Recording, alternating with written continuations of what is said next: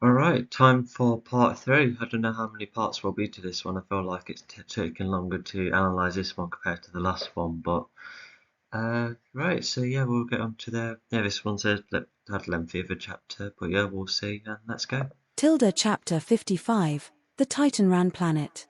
The Titanran planet, Chronocope, is a fascinating one. Like any herd of any animal, The fascinating one. Yeah, it's alright, yeah, because I think it like hooks your interest first, like even if it's a bit too blatant, it's like a tiny hook, and then it does then talk about the rest of the planet, and then you later see what living is like, being a Titran, because the other wildlife, it's um because there's other animals that do exist on this planet. It sadly wasn't highlighted here, more so in the final guide, and slightly expanded upon in the comics. But anyway, they like to climb, chill in water, have fun with their young, practice fighting.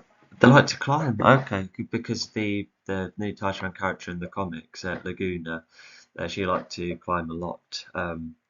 Even more so. So yeah, it's good to have fun with these creatures. Some have more emphasis on abilities than others. Look at Carpo and Vondor. One likes to use vegetation a lot, whilst the other likes to use his fists. Whether via fists or chronokinesis, feed on various And yeah, chronokinesis is plant manipulation. Yeah, I kind of I'm not sure I said this before. I do find it a tad weird that the Tartrans, they're the only race that control vegetation around them, whilst everyone else can spawn it out well. Um, because I guess that's what Scabe is there for, because he's the only Titran who can spawn vegetation just from himself, which is a neat idea. Yeah, because I remember trying to experiment which, if any of the races could like use like the set environment around them, but I noticed a couple of cases where it won't work as well because, for instance, like crystals aren't going to be always around, and some characters have more internal abilities anyway. So yeah, although Titrans can at least access vegetation from pretty much anywhere, even like in a house, vegetation still lives underground. So yeah, as long as they interact with soil as well, then yeah, that's where they can interact. So yeah, it's pretty much flexible for everyone. vegetation and most unique of all, working on their cloning of extinct races. The last Yeah, there's been hinted at before, but they're in the yeah, it's like the peak of it coming back, which yeah, is good for them. part, which has now fast-tracked well thanks to using Livinga as a source, not just the speed of the process but even able to bring back more races from extinction. Their world is Yeah, so they've been proper busy. Yeah, I can imagine they've managed to stay in this world, and I think didn't they get too affected by terrorist attacks? I'm not too sure. I guess I think that is explained later on, which is good. And um, but yeah, this is what they like to do, and yeah, now that the life force back, and they seem to protect it all right. And and who knows what they know about the universe's status quo, but it's been slightly peaceful for them. And yeah, the image below. Yeah, sorry, the image below. So yeah, it's just basically the Titrans versus Morphos. So one has flipped this one downwards. This one is some vegetation to tango this one, and the other one uses vegetation to block this punch. So yeah, there's some fun to be had here, and I like the setting too. also beautiful, possessing many forms of vegetation. There are mainly many large That was cool. Because I'm not sure I said this before, I'm not like the biggest plant expert, so I kind of prefer just a lot of greenery because yeah, because here with flowers it's tricky because you have to. Although even if I do have a colour scheme, I think I would still struggle to create my own vegetation. I think with the new reboot, I think I can definitely experiment with a couple of ideas. But like I said, the third ones, I can just imagine a lot of greenery, and yeah, and I think in terms of vegetation, there's a lot they can do, such as spiky vines or tree roots, even leaves that could be sharp too, or brambles. Yeah, there's all sorts they can work with. trees and even some rocks and water here and there, but it is mainly green, and from the trees, the sunlight can be minimal, but the planet is still warm. And there is lime green I wonder why it's why. Oh, so is it because it's very quite heavy vegetation at a point where the sunlight is minimal? Okay, and the plants probably are adapted to carry over from the heat when some region high up or more after the sunlight. I can probably see that being the case. This is an entirely different world, and this is like another sun as well. Does every planet need to have a sun? I'm not sure. I think that's why the reboot will be easier because that'll be maybe that could be two suns. It could be like an even warmer planet. Who knows? Anyway, um, I agree. I say, going with yeah, what if Earth is like the cooler one and the alien world is like the hotter one? I can see that being an interesting concept. Anyway, rocks here and there, and so yeah, we have a pretty good description of this world. You can definitely tell I like both Titrans and the world quite a lot. In glowing now and again thanks to I think you can also see, how long I've been trying to be creative with these because I think in the past, when it was just the one Titran character, he had like his own dinosaur land anyway, but yeah, it's just like further updated into greenery. So yeah, you can definitely tell it's not just more thought and interest into it. It's just the amount of time I'm thinking about it. I wasn't even a teenager when I came up with this creature, despite the updates. Livinga being tied to the planet. Just like races possessing certain traits. Oh wow, that sounds kind of cool. Yeah, it kind of reminds me of the Numians, with the Northern Lights going across the sky, or at least like a Northern Light equivalent. Traits to the elements or having more connection to the elements than others. Even worlds have more connection. Um, yeah, that's interesting. But yeah, I think the Titrans definitely have like a good amount of connection to the life force, and then because even humans, I think they have elemental bits and bobs, like the living beings themselves, and they can, we can create all sorts of solid objects in that. So yeah, like every race has a. So I've got something stuck. Anyway, but yeah, every race has some kind of connection to the elements one way or another, and so yeah. To the elements than others too.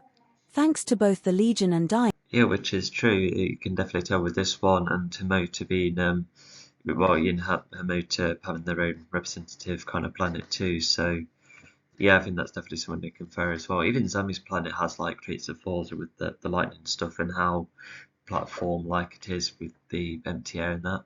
Yeah, because whilst the Zemi's world is like cool in this abstract way, especially with how empty the planet is and everything is like artificial lands, floating around. And if you like fall, then you could end up from the top of the planet to the downwards, which is a cool idea. But I think a part of me struggled to find out how to expand from that to do prefer, like proper environments, with vegetations and buildings and so forth. There have been no attacks towards the planet despite possessing an element, but they will always be prepared, with some Oh, okay. Um, well, it's true they haven't been attacked recently, but I guess what it could imply is that even when they had the Life Force, Legion and Dion did reduce some of the terror out and about, but Zynflor Mechador is still there, and God knows when they'll next be attacked. Because has it even been implied that the Titrans have been like battled at all? Like, have they been on their own all this time? Did they manage to stay hidden? That I'm not too sure. And yeah, with Ekron somehow not knowing about the elements, yeah, the Titrans are lucky to spend as much time as they have with it as they've done. And hopefully there might be some like older Titrans, from the wall, etc., who have enough knowledge to carry it over unless they've studied it well enough to then work with it. Something like that. I once knew someone who was studying the Minecraft manual at a point where he could then play the game effortlessly, nearly, when he finally got the game. So it's just a funny story I brought up. Titanrans still on edge more than others. Back on the awesome Atone, and the Titanran planet is.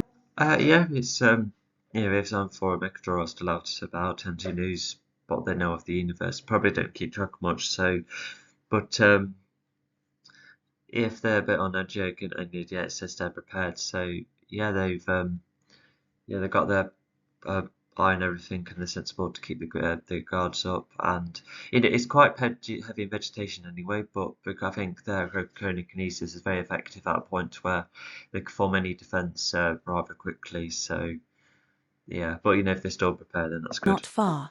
The awesome Atone lands on the planet. Oh, is it not? Okay. I hope I haven't contradicted that. Maybe it was. No, the planet itself wasn't stated. Although apparently Nahashtu. Did Apostle say that Nahashtu was closer to Earth or something? Yeah, hence why Apostle suggested that. Yeah, I still don't know how Apostle knew that the titles were coming. Yeah, that was just already lucky. What's it? Uh, and yeah, so this scene is where because they've never seen the Awesome Return, so they just yeah, the Eternals just landed. The Titans are surrounding it with the guard up, and yeah, when it's leading, they're like, okay, false alarm, but that's going to show how effortlessly effective they are in their protection. And this does cause some alarming behavior because the Titanrans have never seen a ship coming to the planet for ages. The Legion does exit the vehicle, and For ages, so they have been in peace for quite some time then. Oh, well, that's lucky for them. You would think they get visited by the Morphals, etc., quite a lot. I think in the reboot, I think the Morphals would be visiting them every now and again. Maybe Megatron would work with Thorfinn for like extra upgrades, or maybe both Thorfinn and Megatron like share a passion for like life and technology intertwined, or any of involvements with the elements. That could be interesting. Harpo recognizes the Legion enough to Yeah, it morphles aside. What about other beings? What about the camos trying to go for the planet, for example? Yeah, like how they. Well, maybe if the Titrons are like powerful and vicious, yeah. calm down the Titanrans around the vehicle.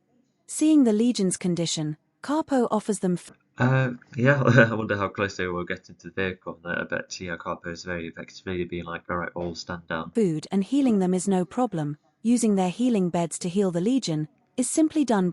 Yep, so as explained here, they have, I'm not sure how recent the invention is, but yeah, it's like a type of bedding where if they lie down, the vegetation can emit a type of healing energy to heal anyone that way. It was even used again in Book 5 to heal Pod. Well, funny enough, Pod is healed again here.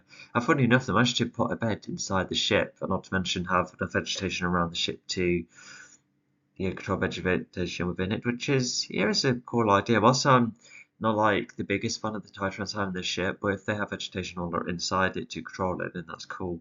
I just hope they don't accidentally breach outside of the ship, because if they make a ship have a hole, then the whole vacuum of space will just be getting everything inside. I reckon all of the plants would have been sucked out, yeah, which wouldn't be good.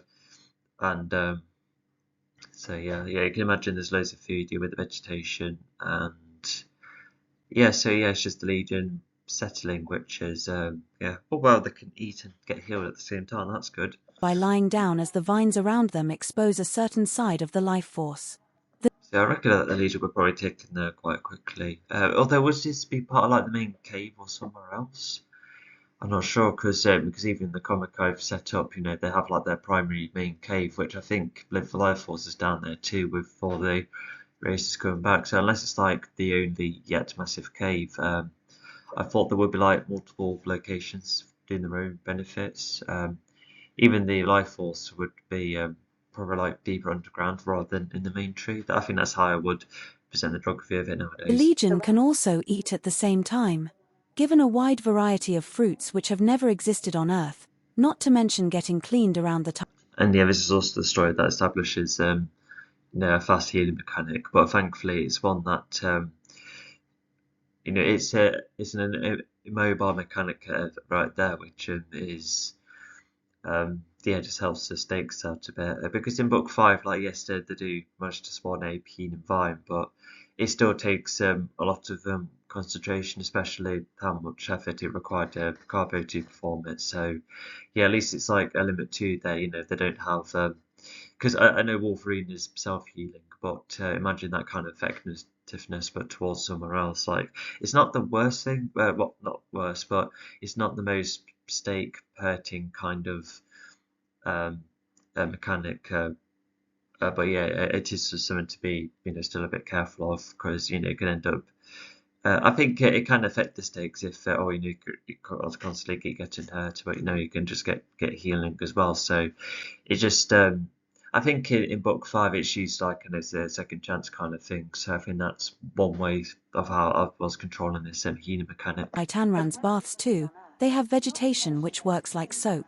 Some of Yeah, I wonder if in this version of the story, I reckon that the food gets shared about. Well, it kind of does in the hash too. So yeah. Anyway, I reckon that the fruit there is rather cool. Um, oh well. So what else is there? the dirt from prior battles has been close to their minor injuries, making this cleaning a wise move. Eve Zami and his evolving suit are also fresher after going Oh yeah. Okay. Yeah, and yeah. So they got clean too. That's good. through a saw twice.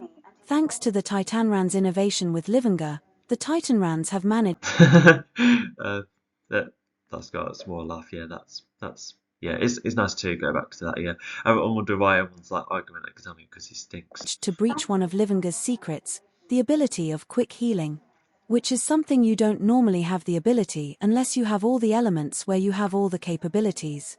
The Titanrans have created healing beds where you relax on them and let the enemy Yeah, it makes you wonder what the other capabilities are, and because funny enough, like most of them I can think of are life force based, like the healing and generation of other forms of life. Although it just makes you wonder, like what other capabilities were there? Maybe like radiation or anything atomic.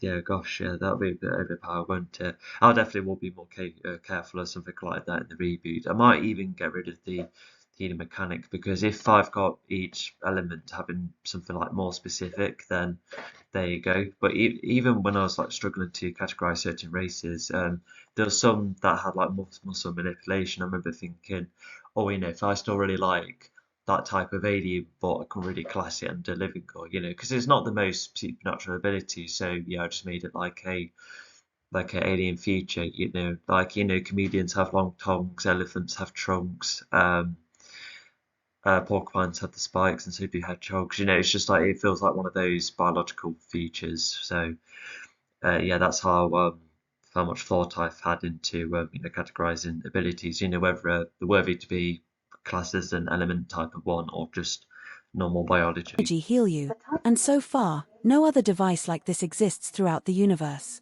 This is also an innovation that is worth pitching to other planets once Xionthor Yeah, it's good to clarify. And I guess it's just relevant. It's just relegated just this planet. Although it just makes you wonder why they had this in the first place, but it is been experimenting, or and it's almost like their hospital equivalent, really, because you can imagine them having accidents if they accidentally fall off trees or trees fall on them. So yeah, it's like a hospital equivalent, one that's probably very effective, and yeah, and it's experimenting as well. They do seem to like doing that. is out of the way, even Xionthor would feel threatened by this.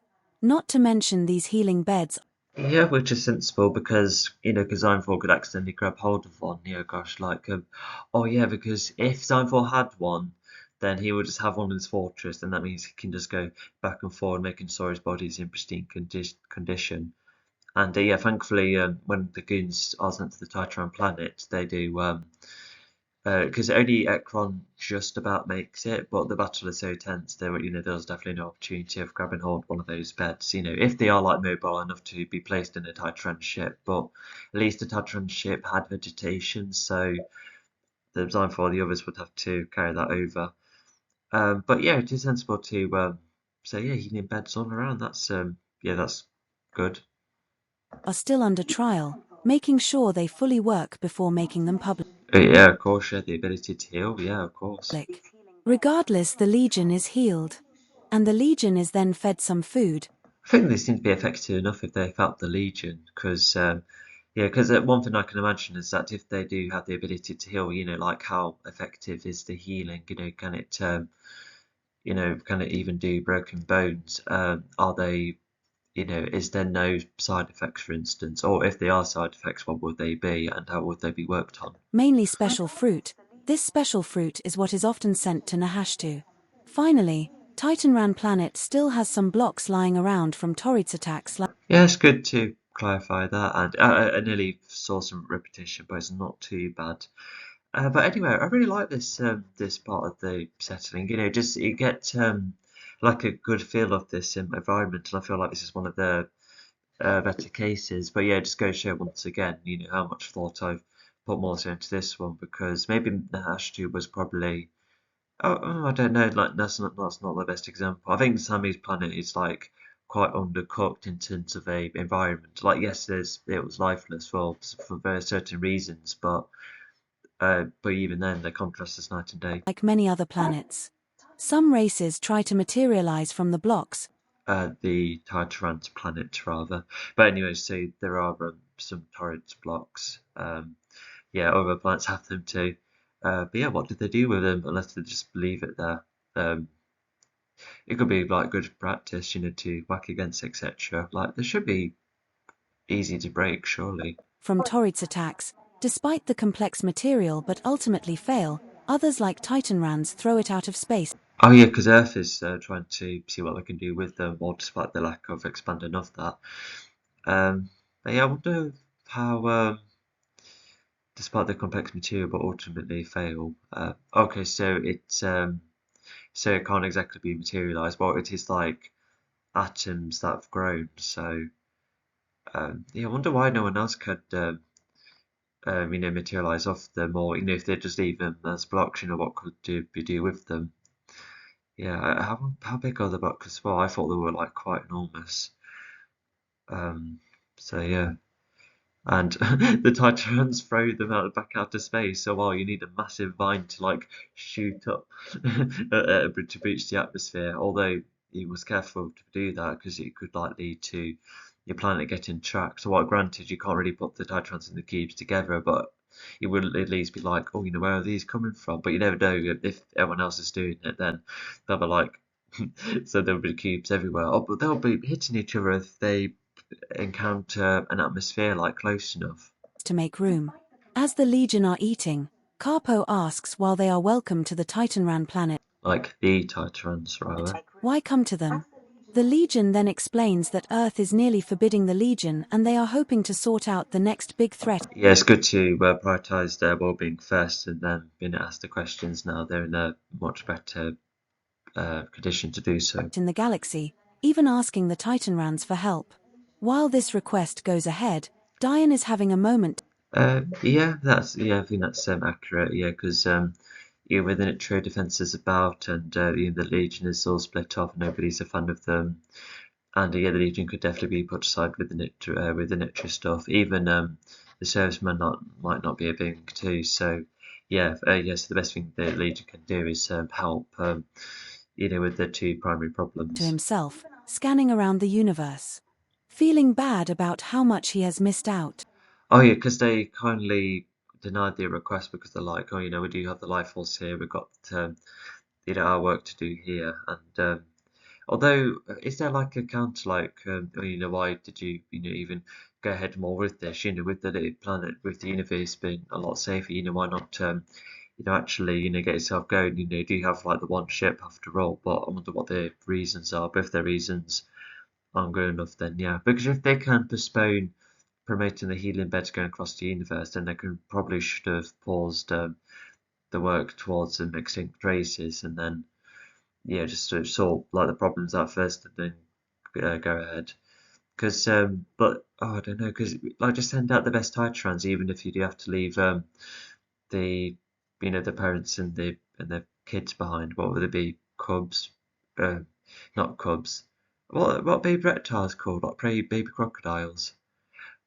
I don't know actually. um, yeah, if they are more reptilian.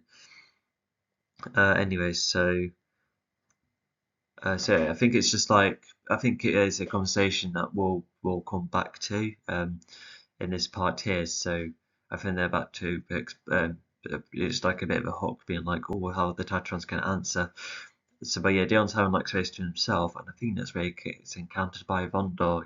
This is yeah, as Dion's just further updating himself of the universe around him. Letting billions down, no recovery after Torrid's attacks, and he even takes the chance to look down on Earth. Yeah, because even if he was doing some in the tone, I think he wants to see more of it or still continue to keep track. Because if Nicole is all about the business side of things and is doing her own thing, then Dion would just do his own thing too. He could have still sat nearby, but um, but yeah, I think he did. I think yeah, maybe he just needed natural space to concentrate, and just like the old saying goes, there's no point being around if you're not going to join in the conversation. seeing all the destruction he caused, adding to his conscience even if his all machine. I keep hearing this vibrating in my.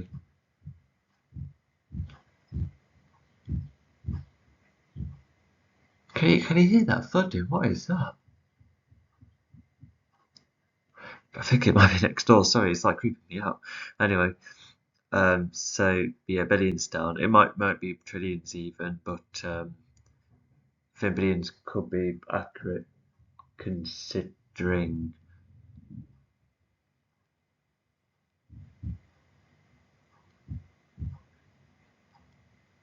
Oh my god, sorry. It's just the thudding bit annoying me. All right, let's just block it out because I think I know what's up. Um,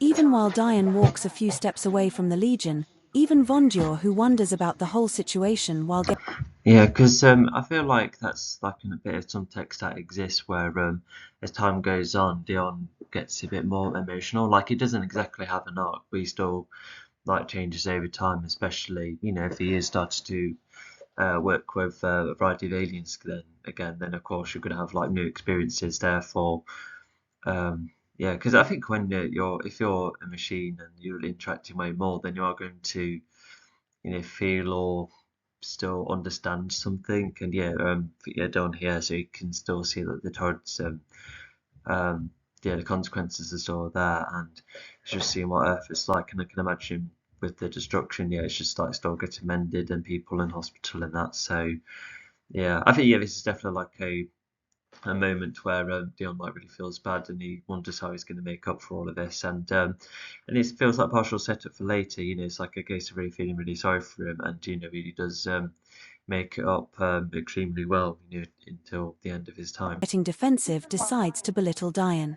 After all, the Titan Rands have been helped by Diane a couple of times, and nearly everyone knows he is a single being army. Um, Oh yeah, because yeah, Von Dory's he's like the extremely cynical one. Because I think whilst he was like thankful enough that he was saved, I think he was still skeptical because torrent attack has just happened. So that's one thing we can defer. And yeah, he's defensive of his race. The Cybertrans don't often have other aliens on their planet, so that too is also something that we can infer too.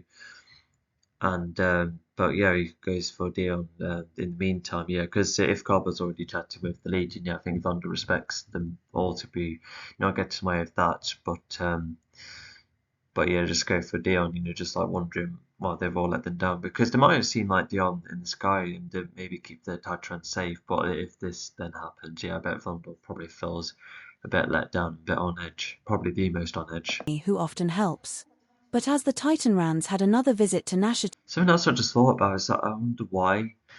Because if I've created the Tartan character from the early age, I think his personality was like I don't know, like a curious ape kind of a character, and I'm not sure whether I made him verbal or not. But then to transfer all of that into an entire race and made to a character lead alongside the other variations like Scabe and Laguna, alongside other ideas too. So yeah, I just wondered how I went from there to there because like I said, Carpel's like the really good leader, and likes vegetation, likes experiment. He's quite optimistic and he's quite wise with his decisions. But Vondra, on the other hand, is like quite rash and vicious, and like a fist first kind of character. So yeah, it's weird because you kind of wish how things went from A to B. It's just like how the story of all of this like definitely changed over time, and just going back, it was just starts off a character crossover, then it's multiple worlds, then it's trying to have the three worlds literally intertwine with one another, and then it's back to multiple parts again, and yeah, because I just do remember like the early days of uni where when I didn't have any work to worry about at that point, we're talking about very early, like literally coming in. And yeah, I just remember like, doing like a structure of how the story would have gone, and this story unfortunately was a bit lengthy. But then every now and again, I just kept going back to like my noting page, being like, "Oh, do this, or there's this idea and this idea and this idea," and then they all just started to form together in this weird order. And yeah, it's just so I just find it um yeah, like wow, I just wish I could like time travel back to my own life. Where no beings have seen Diane in days, Vondur shares his disappointment. um so to have been helped by Dion a couple of times. Yeah, is that intruders or spaceships nearly entering the planet? I'm not too sure, so that should be clear.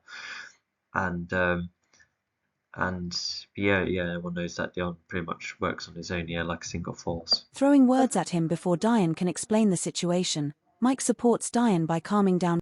Oh, okay, so that's part of it. Okay. And Dion has probably helped the Titrans, in around Hash 2 as well, whether Dion could see through the disguise or not. So that's something else.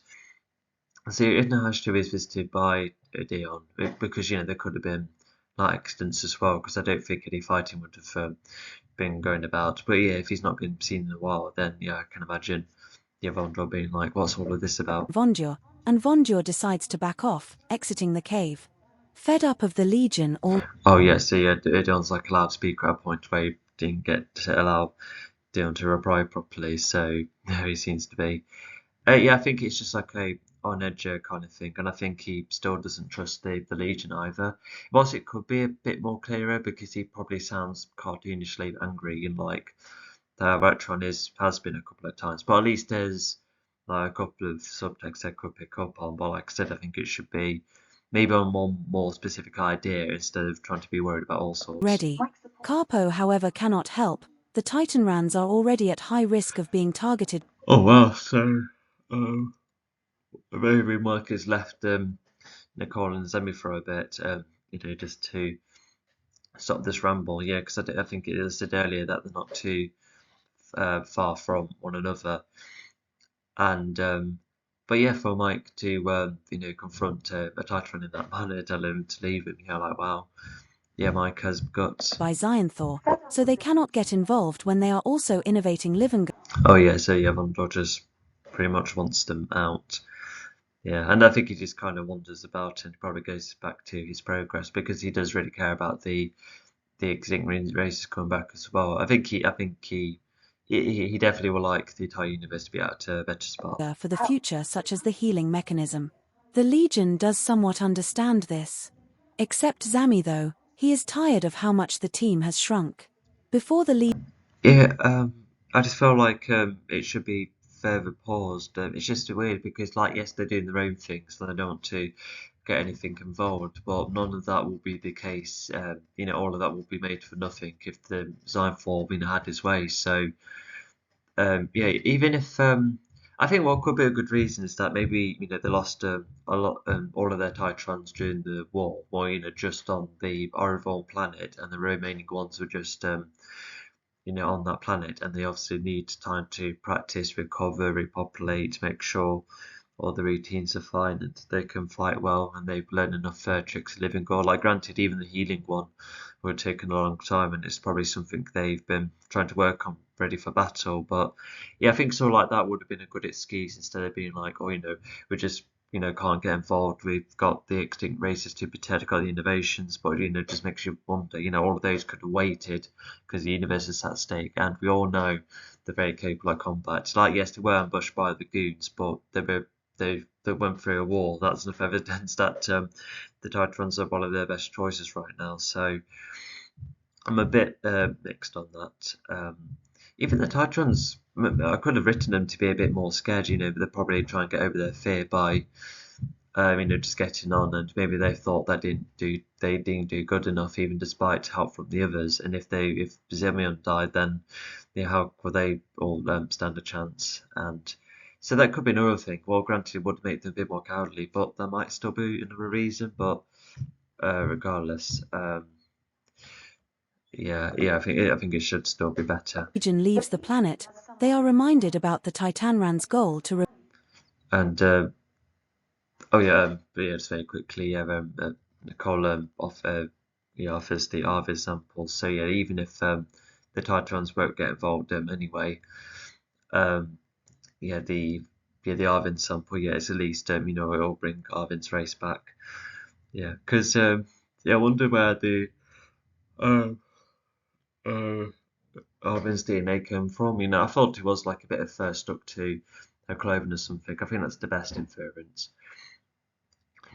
And so yeah, and yeah, what I also find a bit weird about this is that, as I've stated previously, there's this weird loop where the Legion visit the race to try and ask for help, but oh no, they've fallen out, therefore they might have to abandon the race. But then evil comes along, and then they're saved, and then the saving race is fine. That happens 3 times. The Titrans and Ash 2, the Sotchers, and now it's almost happening here. Like it's kind of different here because the Titrans are refusing like to go anyway. So Nicole's like, okay, at least have this, but Zambi tries to facilitate the extinct process, bringing the races back. And yeah, that's where Fondle gets mad, and that already like then further spoils like the connection, or at least makes Zami a bit less less admirable. So yeah, there is like a couple of writing goals that aren't very clear here. Because what could have happened? So if they refused anyway, so that's fine. So I guess it was just like a bit of alternative tension rising only for the Morphos to come about, and then yeah, because the Tatchans don't really change their mind because of the Legion helping them. It's because if they're already involved anyway, then they should fight. And I've already talked about the writing problems with that, but anyway. But I also could see that the Arawaks get mentioned, so yeah, they're being set up once again. So I think they're one of the soon to be completed races, which is definitely set up. Yeah, like set up for the 5th book. revive or repopulate many. There are so many races which That's not really been set up. I thought it was more um, self-powered. Like just focused on his own power because of how independent he's become. Because whilst this next sort of thing is interesting, because with how much he gets a bit over the top with his power, he had an idea to facilitate the bringing back the extinct races and uh,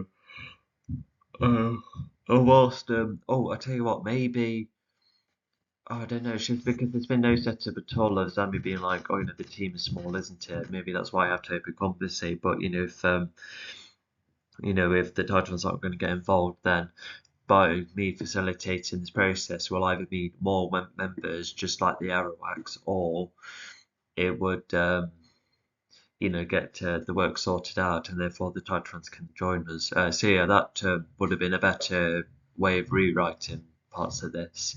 And if you're wondering, like, yes, the Arawaks were already wise enough to join the battle despite literally coming out of test tube equivalents, which can't be applied to a races because yeah, I hope Sam wasn't thinking of wasn't expecting a massive army considering none of them will be ready. A lot of them will just be kids, etc. But I think Freck just raised the Arawaks. I think maybe they have like full of wisdom from the get go, which is something. I'm not too keen on that. It just like really stands out, and not to mention they have knowledge from past ancestry as well, which is it's interesting, but I don't know, it just feels like too out there. Hence why they're not going into the reboot. Even if Fletcher having a variety of arrows, each one being different element function, but not only have we had like other elements united for parts before, such as Aporo, essentially being a mini design for if you had like all of the elements, well, not an Aravas himself, but like a different race. But I just feel like that's like more interesting with the unified element abilities compared to Fletcher shooting his arrows. It just makes Fletcher I guess Fletcher already stood out less, but I think I came up with Aporo first anyway, despite Fletcher coming into the story. And I guess Aporo could have took that place instead. That could have been interesting, having an elemental being themselves, but at the same time, it already the story's already kind of hurt with them winning because of the on having the elements despite the Legion's help. But yeah, I think the whole trick arrow thing is, like my interpretation of it. I think that kind of lost interest alongside Fletcher. Didn't know how to expand on him, which is like clear from the comics as well. He's kind of there a lot of the time, despite potentially having a lot of ideas. So yeah, we'll see what Fletcher's like when we get there, because I guess there are like some bits and bobs about him, but yeah, it's just further explaining why he isn't there at the reboot. Not to mention, he used to look like Triceratops, but couldn't keep drawing that, so he had a much simpler design instead, especially for the storybook. And it translated well enough in 8-bit, but even then, and the crossbow didn't look too great in 8-bit either, which is a bit of a shame. But anyway, with Zami, yeah, there should be more setup with Zami, like missing, like having the team around him, and he probably wanted a bigger number, wanted like more acceptance, considering he's lacking some. And there's just like a thought being like, well, what if I facilitate the elements, because I've interacted with the motor before. But thankfully, he doesn't get to touch anything. But Bondor it does then address their proper risk that Izami did this, then all of their work would have been for nothing. And oh my god, if that happened, then I reckon the Titans would be like, oh well, we'll start progress. I suppose we do have to fight Sign 4 anyway, which I think already sounds less in stakes. But oh my god, Vondor would be absolutely livid, like even more livid compared to how he ends up being.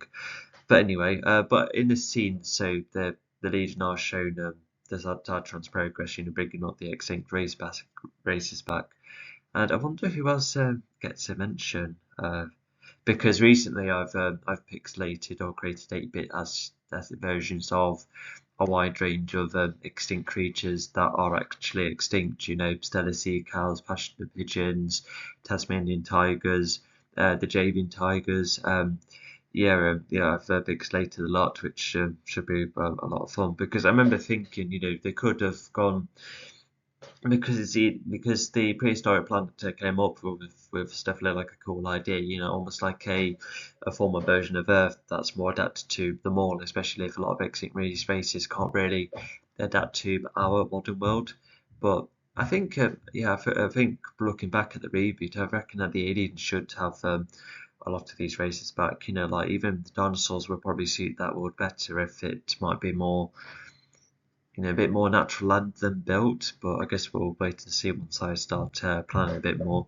It's weird because of how short these new animations are going to be. I feel like it's going to be like a plan as you go, and build up over time, because I've kind of been struggling to do like in-depth planning as I've done before. But as long as because yeah, the early animations, it will definitely be going through this the pentology first, that kind of steps, and then other animations will be taking place before or after, like different chapters of films being prequels, sequels, spin-offs, etc. So I'm definitely going to be careful with that, because because I can't exactly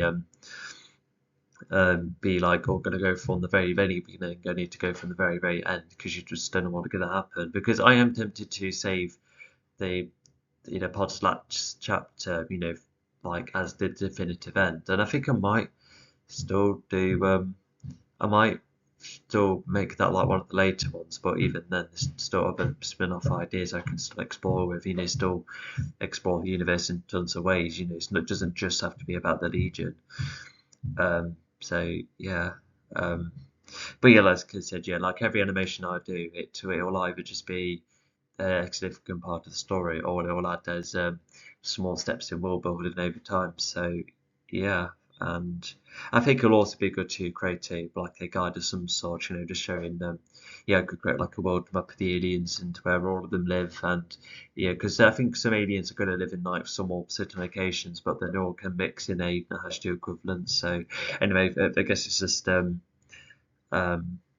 food for thought, some setup for the future. Which should have their shine in the spotlight again, such as Arawaks. A race which are instantly wise from birth and who can protect one of the elements. Nicole does ask one more favor, thanks to keeping the sample of our Even oh yeah, okay, so at least explain there. So yeah, so the can protect one of the elements. Oh yeah, because strangely enough, like the Sochas, they have like an artificial like fault equivalent, which can they could just place an element in. Yeah, I think that's what became that became extremely tiresome because in the next book, like the final one of the main pentology, yeah, every element was just fetching it from a hidden location of some sort because like what would be like the other good equivalents? Arvin, Nicole offers it to the Titanrans and they wish to bring back Arvin's race. Oh yeah, that's what I was about to say. Yeah, sorry if I was getting disturbed again. So yeah, because as I mentioned, yeah, like book five did have that repetition of Motor was in the mountain, and then it did get moved to the Fetcher's planet, but it still moved to a different location, such as had Forza in the vault, and Titrans had it in the cove, and whilst Viber is still in Mechadrol's body, even that was like in a cove of some kind. So, like I know that they needed protecting, and was like a risk to getting them out to use them. But I don't know, they could have experimented one of the elements by, I don't know, putting it in a cannon and get fire and remove it. Like make like if Zami etc were good enough to make a element absorbing machine, why not do that, but one that can fire their energy? Because when the energy accidentally got leaked, and caused like vegetation to then crush a tank, just they could have like done something like that for the variation. Yeah, because when there's other like quest films and multiple, there's definitely instances, just a variation. We'll go through Infinity War for instance, because what's the variation then? So yeah, Power Stone was safe within a highly populated city. The Tesseract was, that was protected in a castle, but that was then brought with by Loki, so that's how that one was collected. Reality Stone, is a different location. It's a collected area, and the land was wrecked afterwards. So it's a tad bit of a pattern, but that's still varied. Doctor Strange had the Time Stone, so that tried to actually no, it didn't really use it as a weapon against Thanos, unfortunately. But that was, but both him and Vision had one, so that's like pricing off characters who were using it in various ways anyway. So yes, that was a little bit of variation, and the stone was also going to be coming out of Vision as well, so there is that. And yeah, not to mention Vormir, that's like a massive price to get hold of it.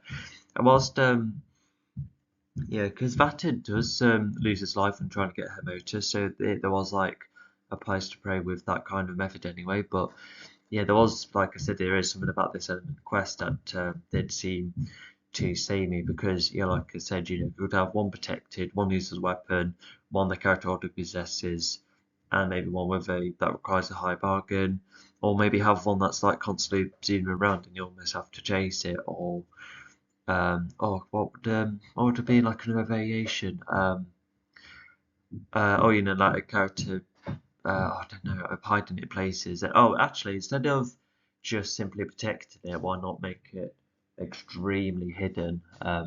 Yeah, like Lara Croft Tomb Raider levels of hidden. Yeah, now that could be a lot of fun too. Um, but yeah, it's not just a character using it. It could be one embodying it one as well. So yeah, if I have a bit more fun with that, yeah, I think a rebooted version of Book Five would be a lot better.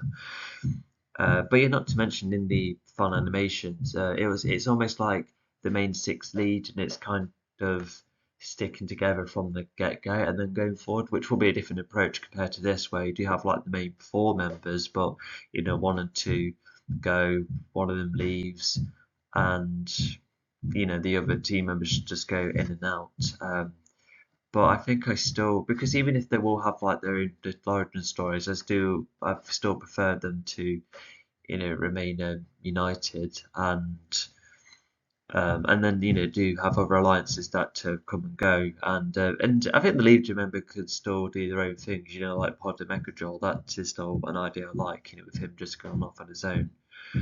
So it's just a whole different team dynamic. But yeah, so yeah, this is just like a small. So yeah, the Fretters race. not only could be able to protect their the elements, but they're instantly wise at a point where they probably know what to do already. And yeah, even the way they connect their mind to past ancestry, that's a whole new level of supernatural.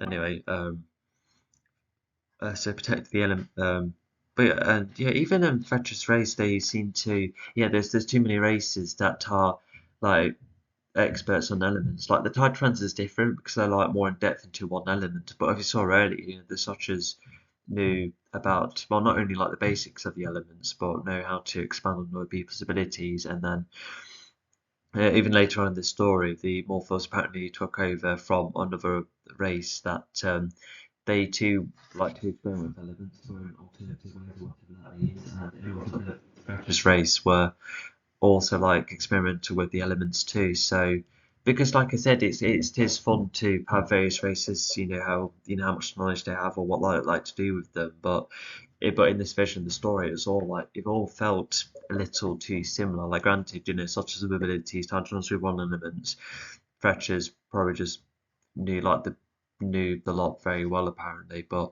with the other race coming in, I just felt like that messes up, especially when that other race gets just like one mention. You'll see what they mean later on. I think it's that lionfish inspired race. Funny enough, I really like the a lionfish design at a point where I carry them over, but I'm going to treat them as like one of the more basic residents as opposed to, like I said, yet another element expert. Anyway, sorry, that's a long ramble. I'll get going. Carpo will promise to bring back Arvin's race despite many other races being prioritized. The Legion has provided this gift, And was it? Well, it is like a minor, right, setup and payoff, and by giving it to Arvin, it's just hoping that his race comes back in the end, and just helps build up some kind of friendship between Nicole and Carpe. They're like, both agree on the idea, that it both benefits each other's goals.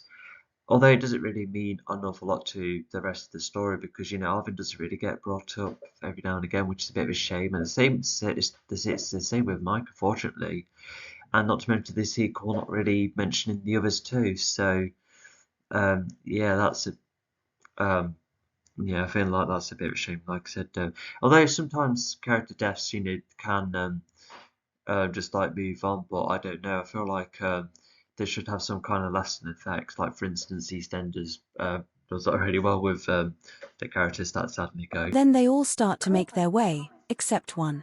Zami keeps himself in the cove of the many extinct Yeah, such as Fletcher's race, and then maybe they'll prioritise other races that are also powerful.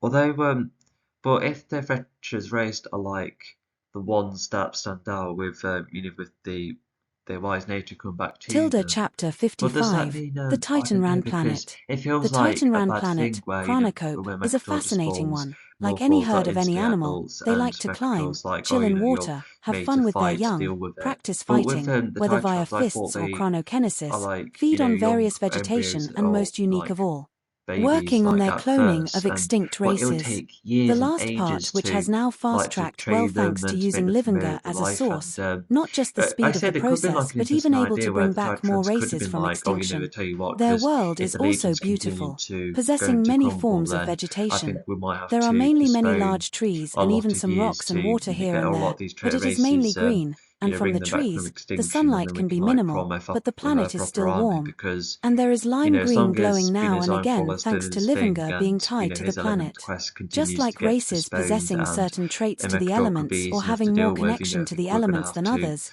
even worlds wait have more for a lot more connections to the years, elements than others too. but which probably Thanks to has its both the pros and Legion cons. and So Dian, there that have could been be no cool, attacks but towards the yeah, I think it planet just goes back despite to how possessing an making element, a but they will fracture like a always be character that was prepared, already with wise. some Titanrans still on It's edge more than others. different, but I Back don't on know. the It's Awesome just the Atone, idea. and I the just not Titanran so planet keen is on. not Just have far. someone who's The instantly Awesome wise and Atone instantly lands on into the the planet, cause. and this does cause It's some a bit of alarming a cop out, behavior because really. the Titanrans have never seen a ship coming to the planet for ages. The Legion does exit the vehicle, and Carpo reckons Oh yeah, because I think there's a reason for why they didn't notice Sammy was around because I would have walked for quite a while, from presumably a cove to the vehicle. So unless it wasn't that long of a distance, but just imagine like walking all that way and being like, "Wait, hang on, where's Sammy?" But He's like the one who was accidentally annoying everyone, so I just felt like you wouldn't forget him. And um, yeah, like and you would be looking around the planet as well, unless there was enough to distract them from forgetting that he's not following any of you. Unless they were in depth in planning, only to be like, wait, hang on, where's Amy? I don't know. It just feels a bit daft on their end. Because I think it would have made more sense if, oh, I'll tell you what if in the likes of Nicole, etc., are distracted with chatting with the Titrans at a point where Zami goes down to find the life force itself, only for Vondor to be like, what are you doing here? So I reckon that would have been probably a better idea because, at least Nicole and the others are more in depth in something, but even then, Dion can analyse as well, so that harms both ideas. Or actually, why not make it so Zami gets frustrated and then he's like, fine, I'm going to go after the element, and then I'll be like, no, no, no, no, only for Bondor to then go in and try and attack Zami, which, yeah. Recognizes the Legion enough to calm down the Titan Rans around the vehicle. Seeing Yeah, I can imagine him being quite inspired. It's almost like he's become less, but like he still likes his technology, of course, because the Ultimatone is still there. But imagine if he made the Ultimatone like far more abstract instead of like less like a lit engine. Yeah, that'd be interesting. Anyway, but yeah, he has become more supernatural over time. So, yeah, I think that's something into subtext, and I think you'll be amazed to see if many races have come back from extinction. You'll just see a lot of them get formed. Although something else I wondered as well, like I don't think it will be one. It might be like one test tube equivalent, therefore, per race, but I don't know. Maybe like there's like loads and loads bringing multiple ones of the same race back, even. the Legion's condition, Carpo offers them food and healing them is no problem. Using their healing beds to heal the Legion Yeah, I've already talked about how that's a problem. is simply done by lying down as the vines around them expose a certain side of the life force. The Legion Yeah, I think this is like the last time he sees it proper until he sees that Force possessed it. Because it's part of his Zami's first significant adventure after all. But yeah, he can probably like see the workings of it, seeing how it sources the lot. So yeah, it would have been nice to see more detail, like if it like carries through vegetation which connects to the test tube equivalent. I'm saying test tube equivalents because in the storybook it's like um like all of the races of aliens, they are like in these biological sacs of some kind, and they like grow inside them, like test tubes almost, like when you grow beings inside them. can also eat at the same time. Given a wide variety A cove within a cove, fair enough. of fruits which have never existed on Earth, not to mention getting cleaned around the Titanran's baths too, they have vegetation That should have been specified, like Zami was about to either interact with life force or sap it lightly to then facilitate it. Because there was there like one of two other occasions where Zami zapped something to facilitate it. I'm trying to think of a best example, but if there isn't one, then why would Zami think this works? As because lightning so far has actually been something that stuns foes rather than facilitating things with more power. It's not really been set up in that manner. So yeah, because it's a cool idea for Zami to go, try and experiment with his own power, but I don't know. It just requires a bit more setup. He would have to be the kind of being who would just go over the top with ideas, which once again could make him mirror Electron in some way. But even then, which works like soap. Some of the dirt from prior battles has been close to their minor out of the cove, within the cove, and then out of the cove. So yeah, it's he then becomes a bit more out in the open. injuries, making this cleaning a wise move. Eve Zami and his evolving suit are also fresher after going through a sword Oh no, I think Sam has missed a part of that. Fractures are Fractures race the Arawaks. It's a lot more complicated, because the Arawaks are like instantly, with the wisdom, but no other races are. Well, so I'm going to age them up into adults, while they'll still be slow at wondering what on earth is going on. twice. Thanks to the Titanran's Even if that could be like an intentional character flaw, it just goes to show how this Aerovax wasn't really a good idea to begin with. Because I remember, because if you remember, one book was to introduce each unique character. The first book had Actually, no, that was kind of introducing all the main ones. But book two had Hailwolf, book three had the Pasnos, book four kind of had the Titrans despite the setup, and book five to have Fracture. So it was going to be one entirely new character per book. And yeah, book four I think was going to have someone else too, but I think I remember just thinking, I think I'll shrink it, simplify it by, just make the Titrans more the forefront. And if Mike and Dion are going to be more around, then let's take advantage of learning more about them. Because who else I was trying to imply? I can't really remember. Maybe Kai Baldry, who Dion fought against in book two. I think because he kept going in and out. Maybe KO as well, he's the martial artist. He has never appeared in these stories at all yet, but the story really would much like to. Had just a really cool design in 8-bit form. And yeah, for book five, yeah, I think there was another race who I came up with. And funny enough, on Instagram, there's a long time ago, there's a character called Viamachus who has taken a couple of forms. He was like a dual katana, dual wielder, and I think he was like an element expert too. But yeah, I remember wanting the final additional member to be like a special one. But yeah, I think that position kept constantly getting swapped, but even then the Legion 2 just kept getting updated, because at one point it was like a Titran was in there and Ikea was there too, making the Legion a team of 6, but then I made it 4, and I think it was just make it simpler. So yeah, just once again, like these changes, man. Innovation with Livinga, the Titanrans have managed to breach one of Livinga's Yeah, if he's constantly getting pushback, then yeah, I guess that could have been another good reason. I think it would have needed a bit more clarity. But never mind. Nordians get Nord. So yeah, good luck with getting all of that by zapping all of the Titan's progress. Even if you are trying to facilitate it. secrets, the ability of quick healing, which is something you don't Um, yeah, that's definitely like a power hungry moment. I think this is definitely like the most significant one of the more significant parts of Sammy's part. This like after this, Sammy starts going over the top with his powers. He starts to become far more sensible after this. So yeah, I think Vondor proper scared him. normally have the ability unless you have all the elements where you have all the capabilities. The Titanrans have created healing beds where you relax. Yeah, because I think what's cool about Book Four is that without any new additional members, I feel I think Sammy's probably missed constantly seeing new faces. So yeah, it just would have been nice to expand on that as well. So yeah, and yeah, and it's good to recycle some of these names as well. Just go that Pasnos and Hailwolf are still in the picture and still being thought of somehow. On them and let the energy heal you. And so far, no I say, didn't the Legion consider? Well, we don't know. Well, Hailwolf. Maybe she could have got fetched if it was like down to the last two. She was going fetched for Zion for anyway.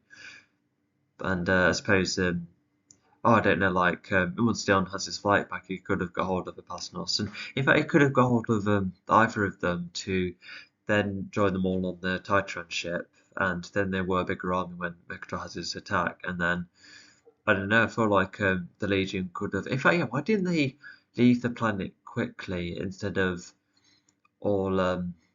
Because I know there was like less number of them at the end, to all of them to splinter off. But yeah, why didn't Pod and Zabby stay together? Why didn't Nicole leave the planet with them as well if the Legion were like officially banned?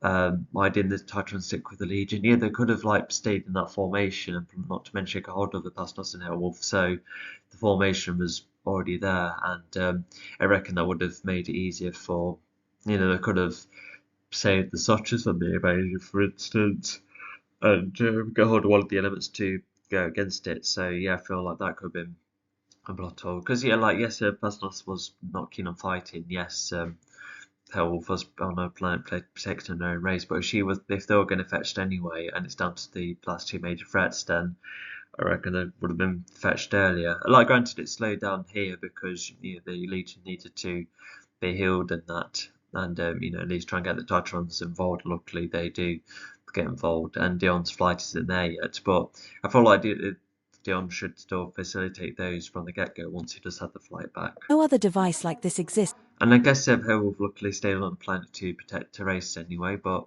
I don't know, we're talking about two storms, not an invasion of living beings. So yeah, it just makes you wonder how much Wolf could have done. And yeah, in the past, I guess he would just. It might have been saving others, who knows? But well, I haven't really got that impression. I think he was just trying to survive whatever Megatron was doing to all the planets. throughout the universe. This is also an innovation that is worth pitching. Um, that never noticing. Oh no, that makes it Pod, worse. Opusnost, and even Hailwolf at a point where he needs the attention to be replenished. The rest of the Legion eventually spots this, never noticing Zami was absent from the awesome Atone. And so they rush to Zami, stopping Vondur from hurting Zami.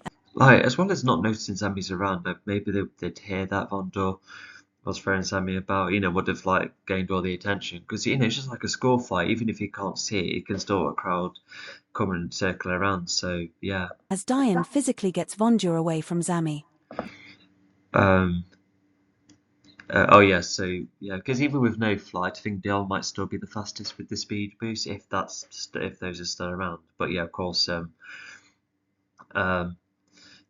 yeah, yeah, Don does.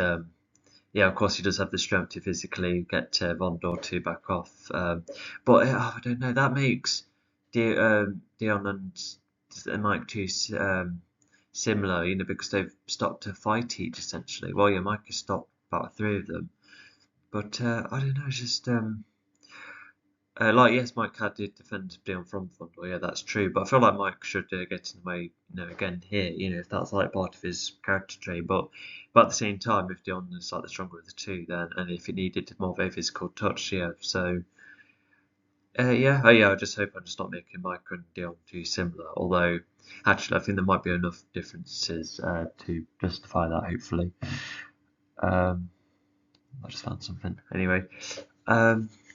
So yeah, and unfortunately, we were being told how the fight ends, and then getting described with how the fight went, which again I do not like, but we'll see what the fight looks like. There was a small brawl after Zami was thrown out of the cove, such as Vondur using little vegetation to tie up Zami, followed. Yeah, that's the key word, little, to go show that Vondor is more of a fan of his fist. Even if it wasn't outlined in the previous book, it's definitely in the forefront here. So. So yeah, oh yeah, but yeah, Vondor's like, yeah, he's got Zami tied up, trying to hit him. Yeah, let's see what happens. By beating up Zami. Zami's shape-shifting suit enables Zami to make repairs as he is getting whacked, avoiding. Oh yes, because it's shape-shifting suit, so yeah, Zami can definitely protect himself against the bigger foes, which does make him more powerful and therefore a bit more ready for Zeinfeld. Bodily harm. Zami then summons lightning from above, hitting Vondur. Oh yeah, when did he ever do that? Because I've always had it as an ability in mind, but I guess they've been handy until then. But not to mention, I think Zami shoots a cloud to then summon a lightning strike. I think that's how he does it because he can't exactly summon it. He doesn't have the Fall's ability to just say, "Oh, cloud, shoot a lightning bolt for me." He's not Pikachu from Super Smash Bros. Brawl. But anyway, at least it's still like an extension for lightning at least. Followed by Zami forming a bigger blunt arm weapon to knock Vondur back. This is where. Oh, bigger, yeah, that's how it goes to show how bigger the shift more of the shape shifting capabilities with the suit, which is cool. It's nice to explore those elements. Diane stops the fight. The fight starts to calm down, and Zami is given a good yeah, that considering how small the fight was, that description of Dion could have easily be placed at the end. God, I felt like I was a lazy git back then. Off from Nicole, telling him he cannot use a power of this magnitude. The Titanrans are at least wise with Livingar. Zami tries to just. Okay. Yeah. So the fight is calm, and Nicole tells off again. Yeah, that's like part of her motto, and yeah, because I think the other. Oh, I don't know, because Zami nearly caused the dam to break. I felt like that should have been like the line to cross. So I feel like yes, like going from trying to facilitate living good, from the dam does seem like a increase in scale, but just feel like Zami's just doing anything and not learning anything. So that's why you have to be careful with arcs because when the arc template, it's like seeing what the original belief is, getting hints that it's not working, then realise it definitely doesn't work, and then so forth. But it just makes it look like he's getting like the more proper hints all the time, which messes up the arc a bit. It just gets a bit repetitive. Yeah, because sometimes you don't always need arcs. Sometimes you just need like an effective moment in between to make the character realise, oh, okay. Because once again, if going back to EastEnders, sometimes it only requires like a couple of scenes in between for a character to go from A to B to start accepting something or to start figuring it out. That's still like cause and effect in action, and an arc is still in place somewhere. Like granted, EastEnders is different because it's far more ongoing, um, but yeah, I think I still like my template because yeah, it just helps a lot more. And I feel like maybe the arc template probably doesn't work as well here because it's still a massively short story. It works in a film because of it being a longer, therefore like the arc steps are far more in between the places. But even then, so yeah. But anyway, yes, I mean definitely can't interact with it anymore. Oh, I don't know. It's just Hemota though. You know when he interacted with that, like yes, even if he share the power of Hemota, but oh, I don't know. It should have, I think, should have addressed that. Living Cause like way out of your league. Hemota was one thing, but not this. Justify his actions, which makes the others feel sorry for him a bit. But doing actions like Yeah, a bit. Yeah, I think it's being scared by Vondor that made him apologise. But yeah, if he's starting to apologise, that's something. Like a different outcome. He's not remaining as his cocky self. these would have the opposite effect. Zami imagines what it could Yeah. So is it Zami like started to realise that actions make oh, I don't know. He should have learned that from the first book when he kept like doing things to annoy the others. So I felt like he's reverted a bit. So oh god, I do have to be ever so careful. have resulted in, to bring all those races back to extinction, making Zami feel bad. However, Diane Wait, hang on.